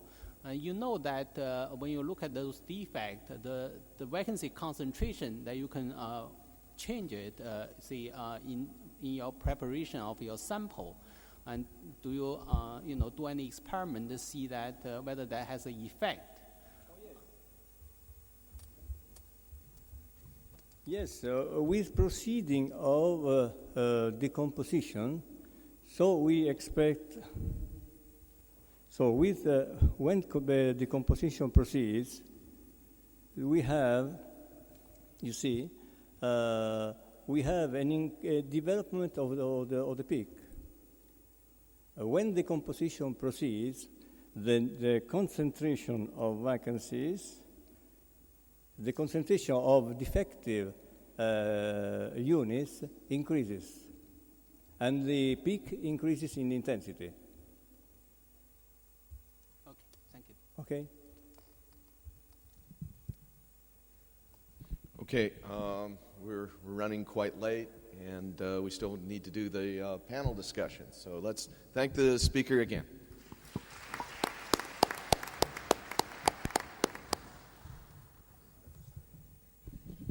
So I think we're ready to proceed with the panel discussion, and we'd like to invite the speakers down that from earlier in the session, as well as include some panel members. Don Anton from United Technologies, and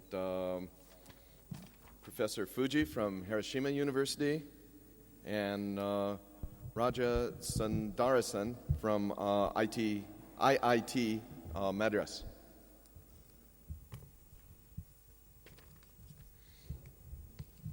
So, you're invited to. You can. It's up to you. Need some panelists. What? Or do you have to stay up there?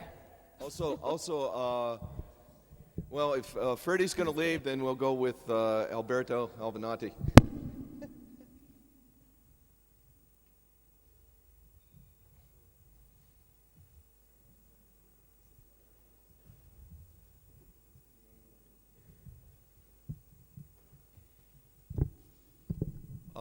I don't know about the others, but I'd very much like, well, the others are more than welcome as well, but if Dr. Mori would also come back, I think he might have some important points, unless he left.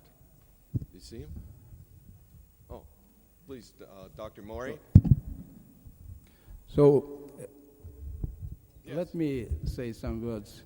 So, I would like to comment some questions about the finite size effect influence on the not only kinetics but the thermodynamical properties of nanoparticles. I mean phase stability due to the changing of the size of particles. So this is very interesting problem because in fact there are different evidences and indications which were obtained not only by us in our lab, but different scientific groups in the world which illustrate us the phase stability strongly depends from the size of particle. So the main contribution in the given case is chemical potential of the surface. So it means that if we change the particle size, you change not only kinetic properties but thermodynamic as well. So at least one main conclusion would be made if the size of particle is, in fact, is very important key factor. It's possible to weight the strong dependence, phase stability, and the phase boundaries versus the function of the size of particles. And in the context of our conference, it's possible to, for instance, to create new metastable phase which do not exist on the stable phase diagram. And in order to obtain new kind of phases, but in metastable phase, and for instance, even for the binary alloys which have positive enthalpy of mixing, it's possible to weight solubility extension. So it means that it's possible to obtain the new kind of materials which have new properties which do not exist on the usual conventional phase diagram. So I tried to just only comment briefly And absolutely agree with the question which was asked in the first part of our afternoon session. Thank you very much. And I thank you for the additional presentation. So if we may proceed with the panel discussion, I wanted to make a couple of comments before going, and that is there was some, myself included, there was some confusion getting back to the whole point of this meeting, and that, and hopefully one of the conclusions out of the panel discussion is to begin to identify possible projects for the IPHE. So what we're hoping for out of this is the interaction and to get us talking about how we might solve the problem. So one of the outcomes is they're hoping to get proposals for IPHE on how we might team together to solve the big problems that we must overcome to solve this storage situation. I think an excellent example of this is what we just saw with Professor Contelli and myself. I knew nothing about anelastic spectroscopy, but he saw me speak once and begin to talk about point defects. His technique is very good and very much aimed at the detection and elucidation of point defects. So this, I was able to take advantage of some very different science than anything I was really familiar with. This has now grown to a further collaboration with a group in Japan doing positron annihilation, which again is another technique I knew nothing about. But this is the sort of collaborations we're hoping to get out of this, and that's the hope that we'll be open-minded and come to understand the different things that we all do and how we all might contribute to the problem and work together. So I hope that clarifies that as far as what is expected of us here and why we are here at this conference. I wanted to begin, though, the panel discussion by raising a point that was raised this morning in Gary Sandrock's talk, and that's about this question of the heat management. And I guess it was not stated so strongly by Gary, but if you then infer from the comments Gary made, you begin to wonder if the whole question of onboard rechargeable is dead because of this heat management issue. And I would like some comments from the panel. It seems like that's what they're addressing in the Toyota effort, one of the things they're addressing. I was hoping that Dr. Mori might kick it off here with a comment about that.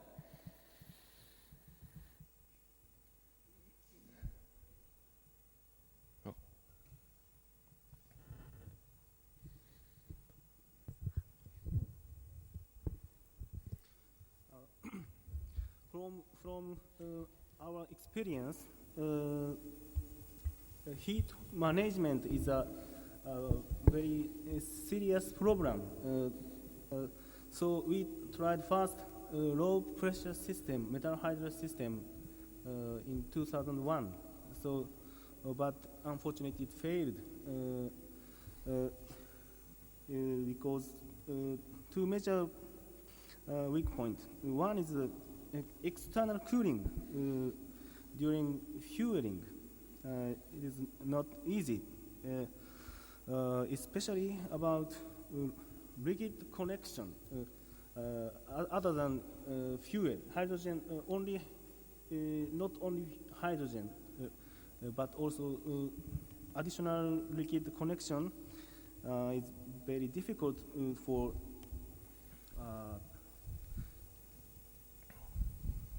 difficult to treat the vehicle for utilize the vehicle. It is one of the serious problem. The second is heat supplying for the materials on driving, especially in cold temperature. So very cold day in the morning, we cannot start. So we have to heat the tank for about 1 hour before starting. It is so hard work for our test drivers. So the reputation of metal hydride is very not good in my company now. So we think it is better to use generated heat in fuel cell stack is available. This is a better way to heat the materials and the tank, I think. That's my comment. Oh. Thank you. Any of the other panelists care to comment on this heat management issue? Yes, Don Anton, who recently has actually constructed an allanate tank and is full aware of these issues. Yeah, a few of the things that we've learned in making our tank and system, and I have a poster in the poster session, which I'll be at today, is that it's really design of the management system is paramount, and you have to balance that with manufacturability of the system. We found that if in our analyses that number of cooling tubes is very important, and so the more cooling tubes you have, but you have to limit it to a certain number of cooling tubes, right? Because you have to be able to manufacture it. You can't have 10,000 of these microchannel tubes in there unless they're designed in a different way. So work in microchannel heat exchangers would probably be very beneficial in these regards. When it comes to standard heat exchange design, I think that we're saying that we're at about a 15-minute recharge limit to be able to make and still have reasonable gravimetrics. If you want to put more and more heat exchange in there, you could probably get it faster, but then you're going to lose all of your gravimetric advantage in these materials. So there's an interplay of design of the heat exchanger and what you're willing to pay off. Oh, sure. I was just wondering if it would be possible to develop a derating factor that we could apply to tanks or materials that would be used in tanks based on perhaps the binding energy. So it seems that if the binding energy is going to be higher, then in order to meet 5-minute or 10-minute refuel, you're going to need a certain number of heat exchangers. And maybe empirically we could start to say, oh, well, then we need to derate the gravimetric density by, maybe it's 80% or 70%. And it would be useful to have some kind of rule of thumb. I don't know what would be your thoughts on that. Anybody on the panel or Don? Well, it would be the enthalpy of charging, right? So you would have to work with that. Derate the materials. It's with the chemical hydrides, or as Andreas said very succinctly, that all of these materials that are going to be rechargeable in situ are going to have about the same enthalpy. So derating is not going to be a factor in that regard. I think with your physisorption materials, you will have a great advantage there because your enthalpies are going to be much less than the chemisorption state. So that won't be nearly as big of an issue. You'll have your other issues. Well, it seems that the thing that's interesting about the material used in the hybrid tank is that the binding energy there is about 20 kilojoules per mole. I was just speaking generally rather than the adsorption materials.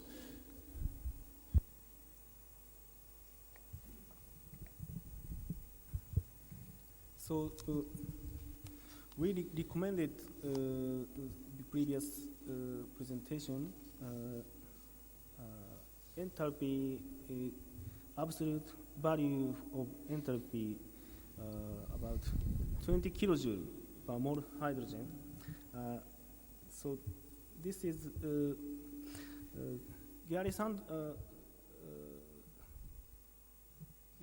Gary Sandrock presented in the morning total amount of the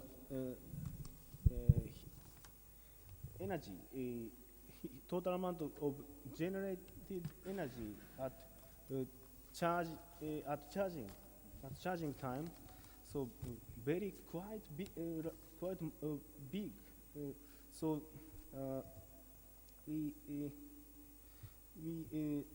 this is the limited acceptable level for onboard charging. But if not choose the off-board charge, it is not the limit. I think that is other way. Some possibility to other way.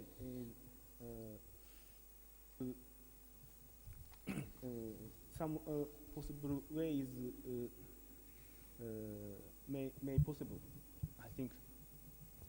But if I may say, but to optimize heat transfer, it always has to be done at the cost of gravimetric efficiency. You've got to put in more heat transfer mass. That's unavoidable.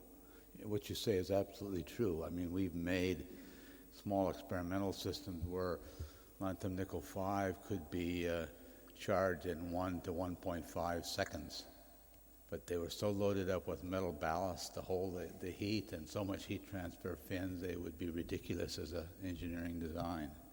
So whenever you decrease the time, you're always going to do it to some extent at the expense of gravimetric capacity. I think that's why your system has only 1.8 weight percent. You've got a fair amount of heat transfer in that system.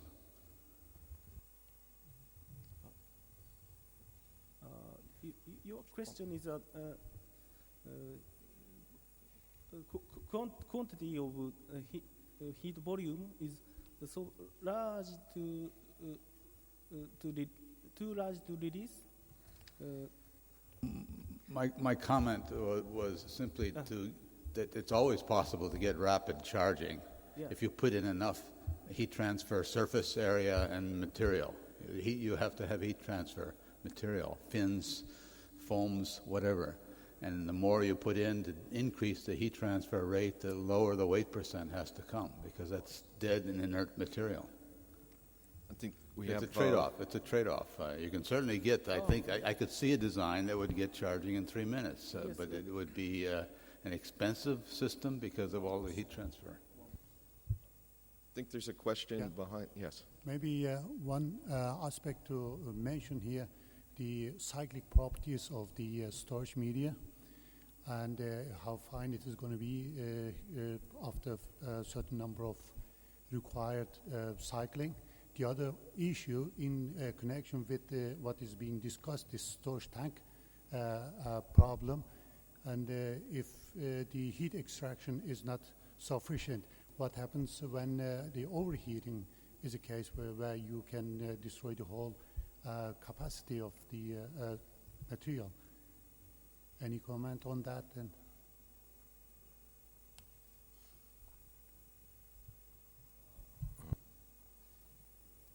I suppose you're referring to a situation where the alloy, when it gets hot, is subject to disproportionation.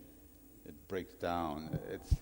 There are some fairly stable materials, no matter how fast you charge and no matter how hot you get them. Within reasonable limits, they're fairly stable. As far as particle size, heat conductivity is rather independent of that, because it's just sort of irregular particles. There's not much actual metal-to-metal conductivity. Most of the conductivity is by the hydrogen gas. And what happens when you get too fine, you certainly increase the conductivity, but then you have problems with gas impedance, pressure drops in the system, which is equivalent to reducing thermal conductivity. I think we have a comment from another comment from Toyota. The comment for the hybrid tank seems to be a little bit, how can I say, we request the many requirements for the material. We want lower entropy, high volumetric the capability or high gravitic absorption capability for the material too much. That what we would like to present in this Mr. Morris' presentation is we will treat the heat around 2 megajoule per minute of the heat treatment in a real world, because it seems to be quite difficult if you treat the 2 megajoule heat on board. But what we presented we demonstrate the possibility of having a vehicle to treat such a high heat transfer in a real car. Of course, the smaller the better in terms of the entropy, but we may have some engineering solution that we would like to encourage you to find a better material which contains more. If the entropy can be higher, we will try to solve it. That's the message we'd like to say. And also for the heat control, the most important thing is that you mentioned the physical property of the material, such as heat conductivity or say physical property of the alloy itself.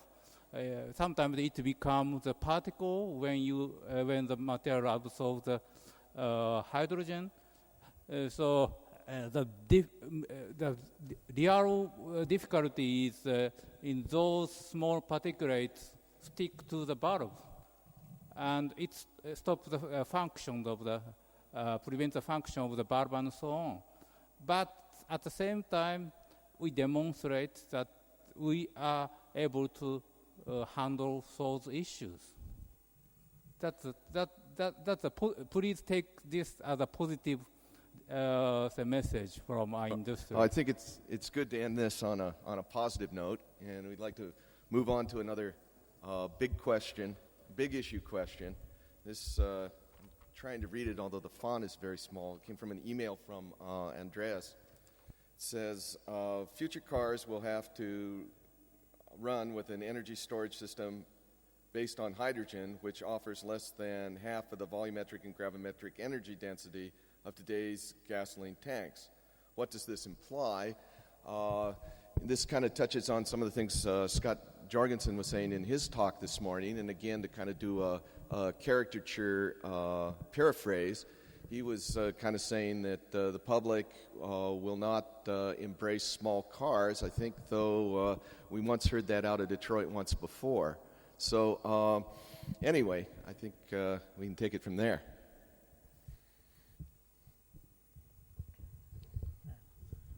I'd like to leave a couple of points for us to mull over in this regard.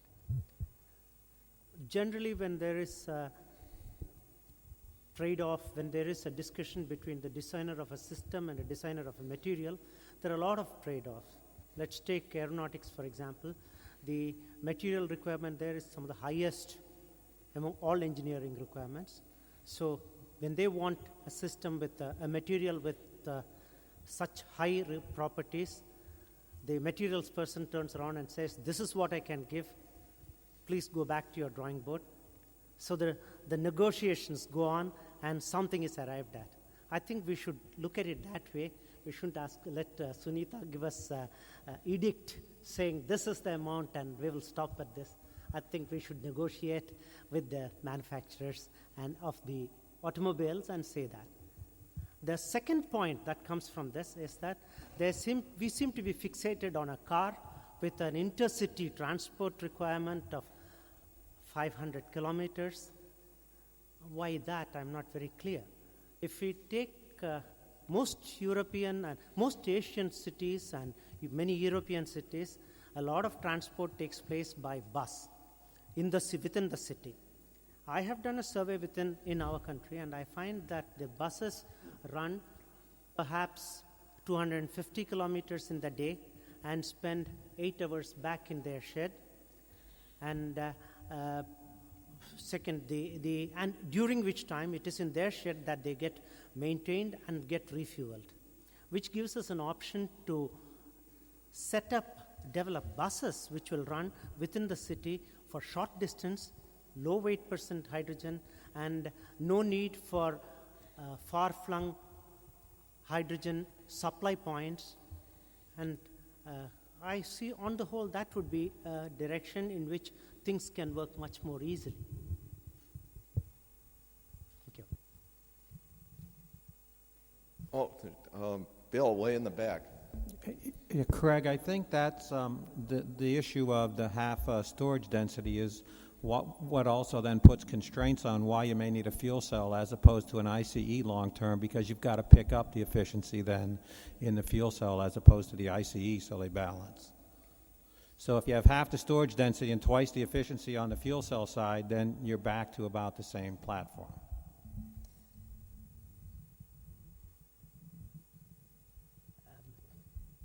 We are not looking at between fuel cells and IC engines. Any one would be fine, but we have to work towards the fuel cell through IC engines perhaps, because at this time there is no question that the fuel cell is the ultimate answer. There's no question about that.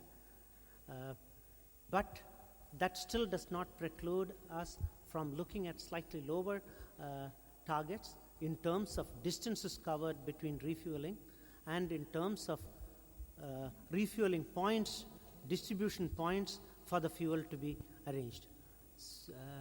We must also recognize perhaps that we are looking at not an economic issue, but an issue of, shall we say, life and death for not us, maybe 3 generations, 4 generations down the line.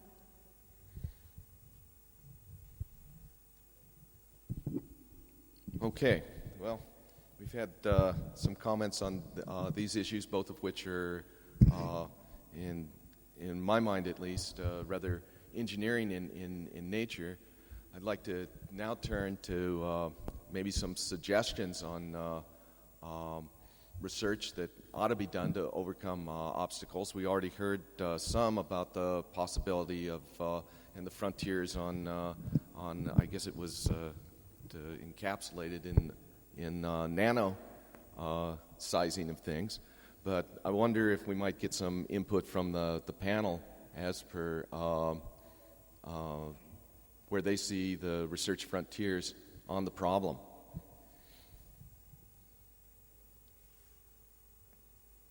Anybody? Tell us your own frontier then. Silence. Okay, Craig.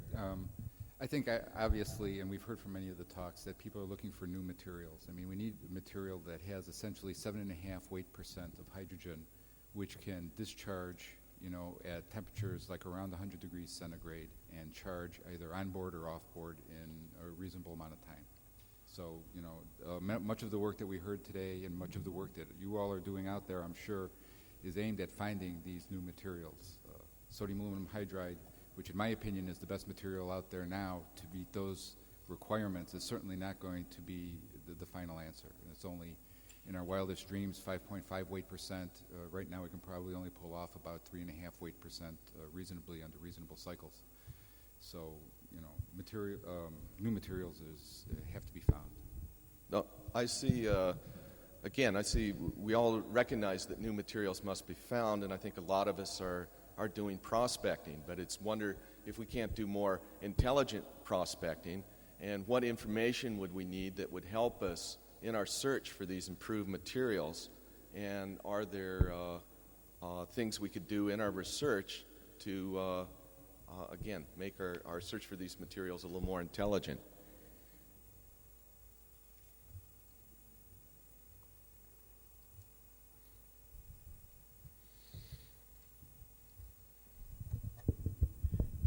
Yes, this afternoon we hear the very interesting talks about so many complex hydrides, and I think since 2002 that Professor Chen discovered the lithium nitrogen hydrogen system, and then start many metal nitrogen hydrogen systems. 4 groups are now concentrated to make new materials. Of the one is of course Chen's group, and Sandia's Luo group, and Tohoku University, and Orimo group, and Hiroshima University group, and lithium magnesium nitrogen hydrogen system. In that case, 6.5 weight % is absorbed, and maybe it's some dynamic properties are very promising. It's below 100 Celsius degrees, the absorption pressure is higher than 1 bar. And also recently the mixing effect is just Dr. Sandrock talked about aluminum hydrogen 3 and lithium hydride, the complex, and to make very so beautiful so desorption behaviors. Also, we also studying the hydrogenated graphite, and also the mixing with lithium hydride, and 8 to 9% dissolved, and the starting point at a little bit higher, about 200 Celsius degree, and the reversible, and 5% is dissolved less than 300 Celsius degree.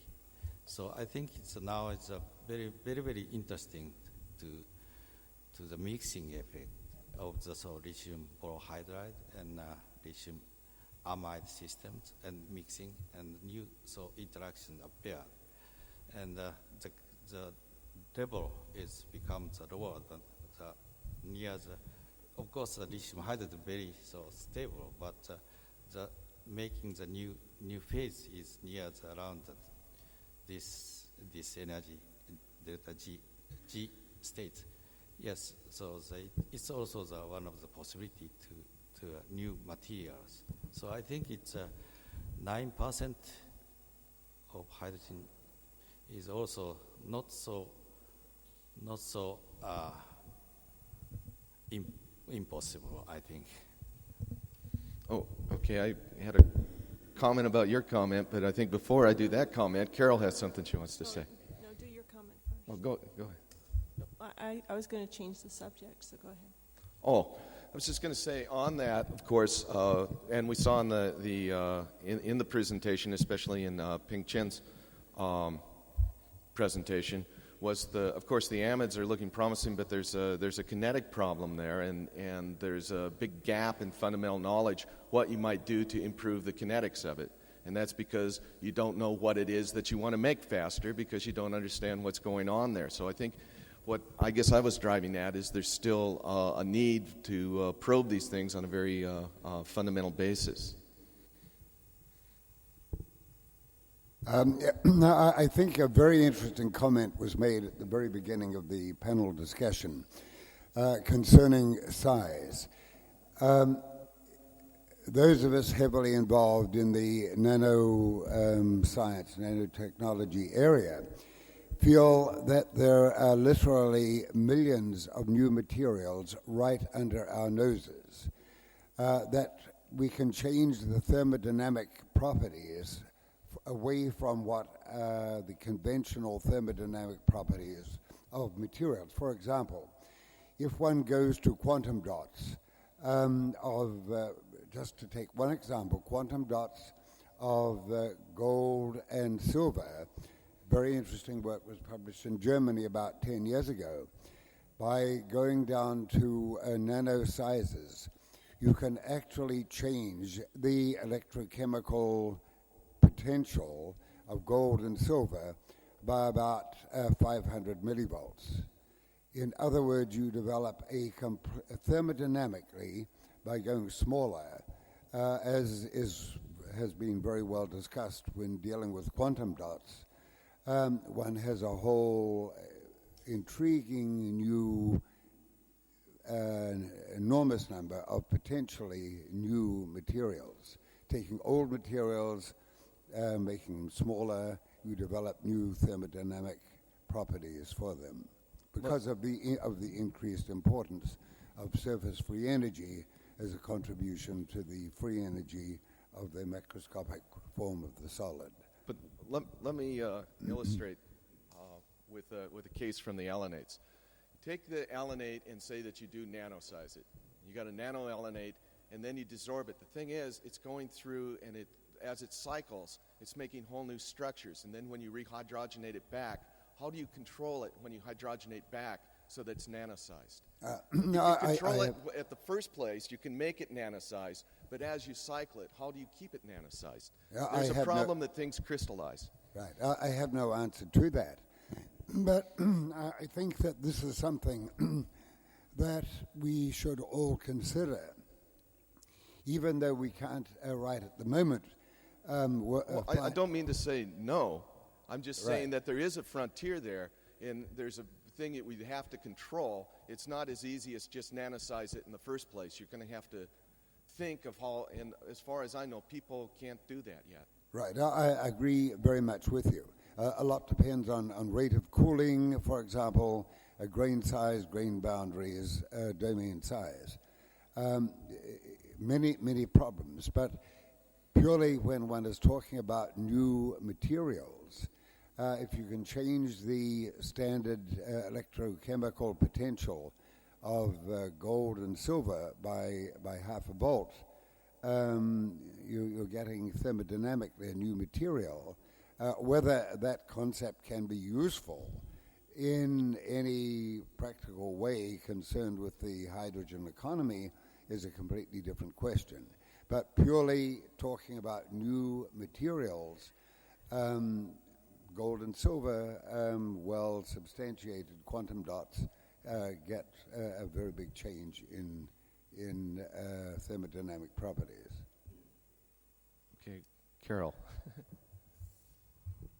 I have a question for a panel on their opinion for another potential showstopper. It's not clear whether thermal management is, especially during refueling, but I was wondering, what's the panel's view on understanding how specifically a metal hydride system responds dynamically? Because I could think, how would you understand if it could sufficiently deliver the load for either an IC engine or a fuel cell?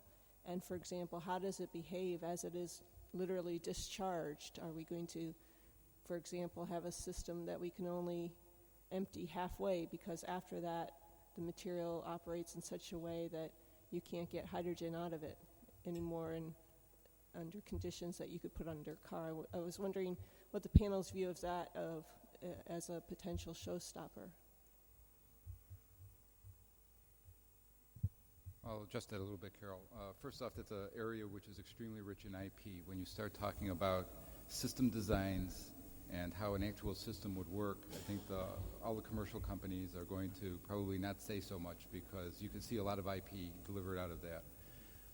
I think that those are engineering issues which, if we thought about them very hard, that we would be able to come up with a number of different solutions which would probably fulfill those requirements. I mean, we already have some written up already, so I'm sure Toyota has theirs, General Motors has theirs. Everyone has their own approaches to the same problems. But I think they're more engineering problems than fundamental problems. Oh, sure, Mike. Could I just comment on that? I was wondering if if you hybridize the fuel cell system with perhaps electric battery, then you could do a lot of load leveling and things and get some more dynamic response. I would think that would be a place that most people are thinking about going.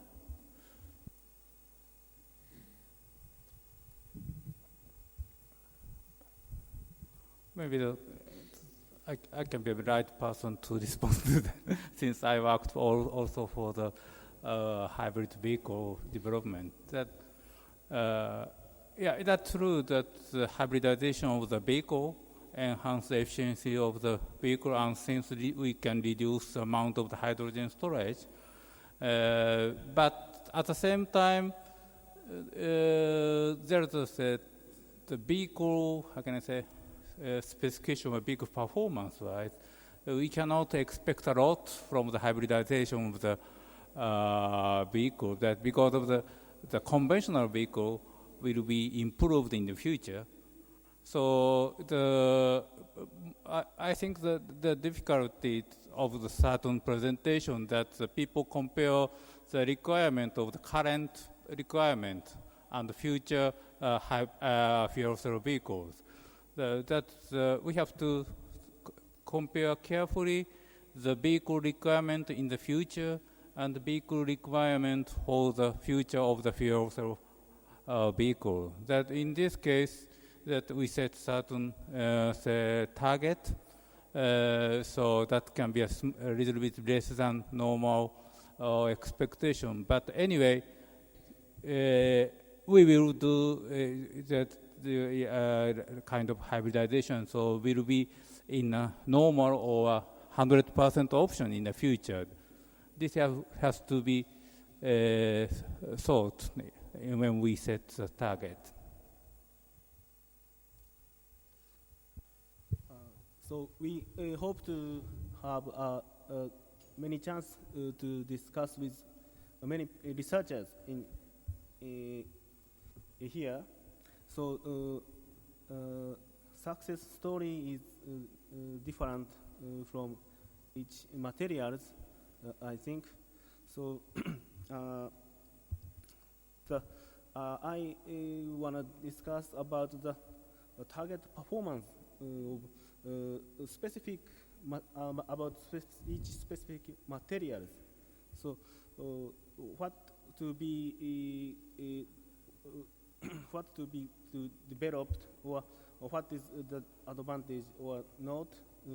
So I would like to discuss first about the target of each material. That's my comment. Thank you. I think we had one. Yes. Yes, I want to make a comment on these targets and type of vehicles. I mean, you were talking from IIT on the buses. There are some hybrid vehicles. There are other ICE engines and fuel cell. And I think, for example, in the Store High European project, we try to address these 4 types of vehicles, make a kind of a model type of each category of this vehicle to have specific target for them, because I think having common targets in material science, okay, but when you come to the tank and the dynamics and the refueling time and all these aspects, it's very much depend on the usage and on the type of load and on the type of distance that you have to cover. For example, the concept of a so-called range extender, which is a hybrid vehicle where you can have 200 kilometers on the battery, and then you just need to extend it with the hydrogen, is a totally different concept and with much less burden on the way you want to store and the discharging aspect, charging, discharging. So I think in that, if we refine this kind of analysis, we will give room to more innovation using this different type of material.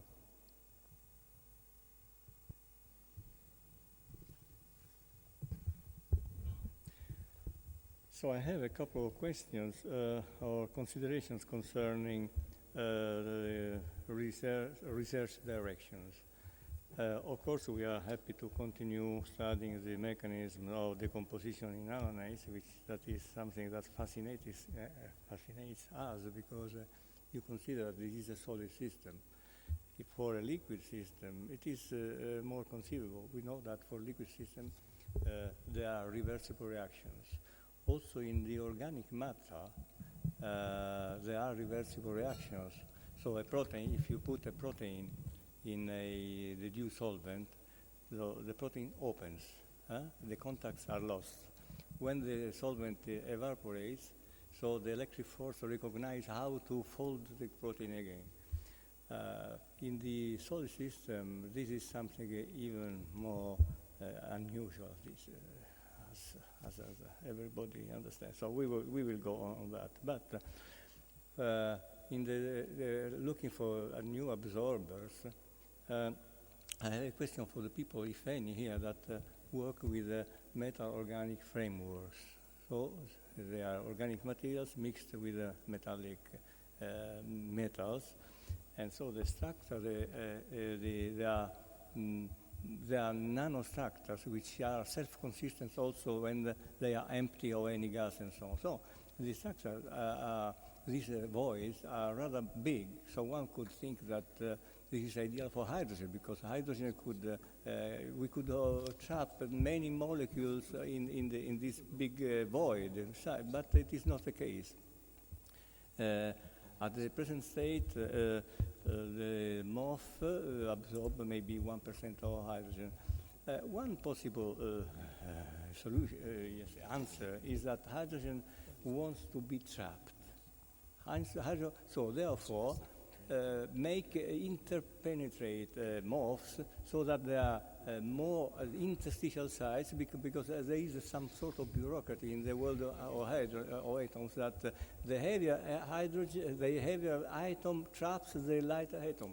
So I studied niobium, titanium, oxygen, and hydrogen. So solution, so titanium traps oxygen, but oxygen traps hydrogen, and titanium traps hydrogen. The other is the particle which is trapped by every species. Now, this is a way that we should people should investigate in order to increase the massive capacity in MOFs, which may be very promising. The second thing is carbon nanotubes that at the present state do not seem so promising as they are now. So by chance I read a theoretical paper claiming that if you include titanium, so in carbon nanotube, the trapping capacity can be so high that the carbon nanotube becomes promising. So I do not know whether somebody tried this. I would like to ask people about if there are any about MOFs. Maybe Michael can tell us if what does he think about trapping titanium on the surface of carbon nanotubes. And lastly, I would like to make a remark. The big difference, which has been pointed out by him this morning, but other arguments, the big difference between metal hydrides and compound hydrides. So in the compound hydrides, hydrogen is in the chemical bond. In the metallic hydrides, hydrogen is in interstitial size. This makes a big difference. It's not part of the chemical bond. And precipitation means that the hydrogen-hydrogen interaction becomes not negligible. The second hydrogen atom coming will, so when the concentration increases, then the incoming hydrogen atoms will assume the direction of the elastic quadrupole, the distortion. So there are, within the lattice, domains are formed which have the same direction of distortion, and for this reason the hydride precipitation in metals is called ferroelastic transition, in analogy with the ferromagnetic transition. So the zone vice, the vice zones are zones where the moment is aligned in the domain like that. So this is a difference that should always be kept in mind.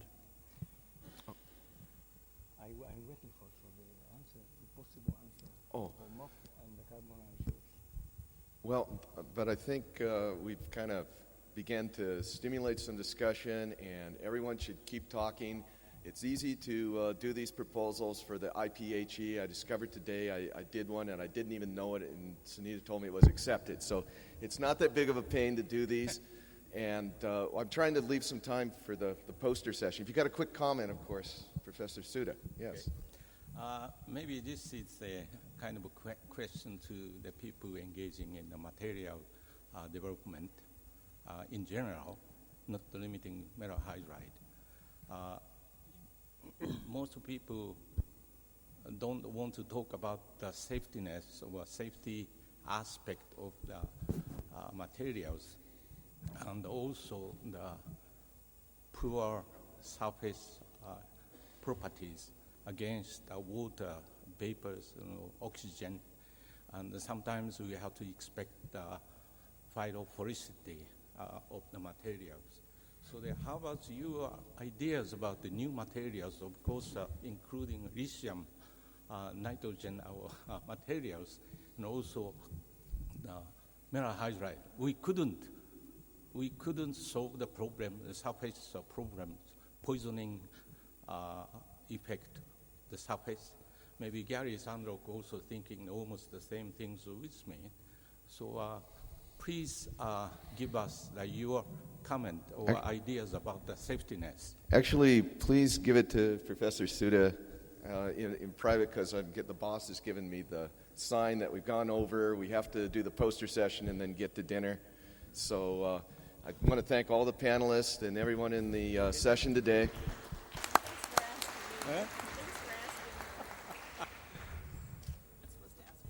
An announcement for tomorrow session will start at 8:30 in order to have more time for the poster session tomorrow evening.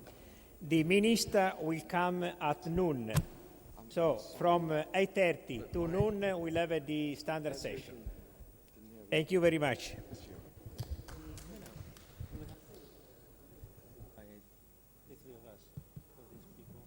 No, stasera non si possa più cambiare. I'd like to make one more announcement.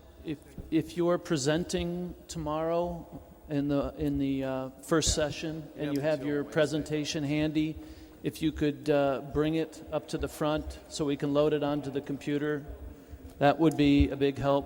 Do you have your presentation with you, maybe?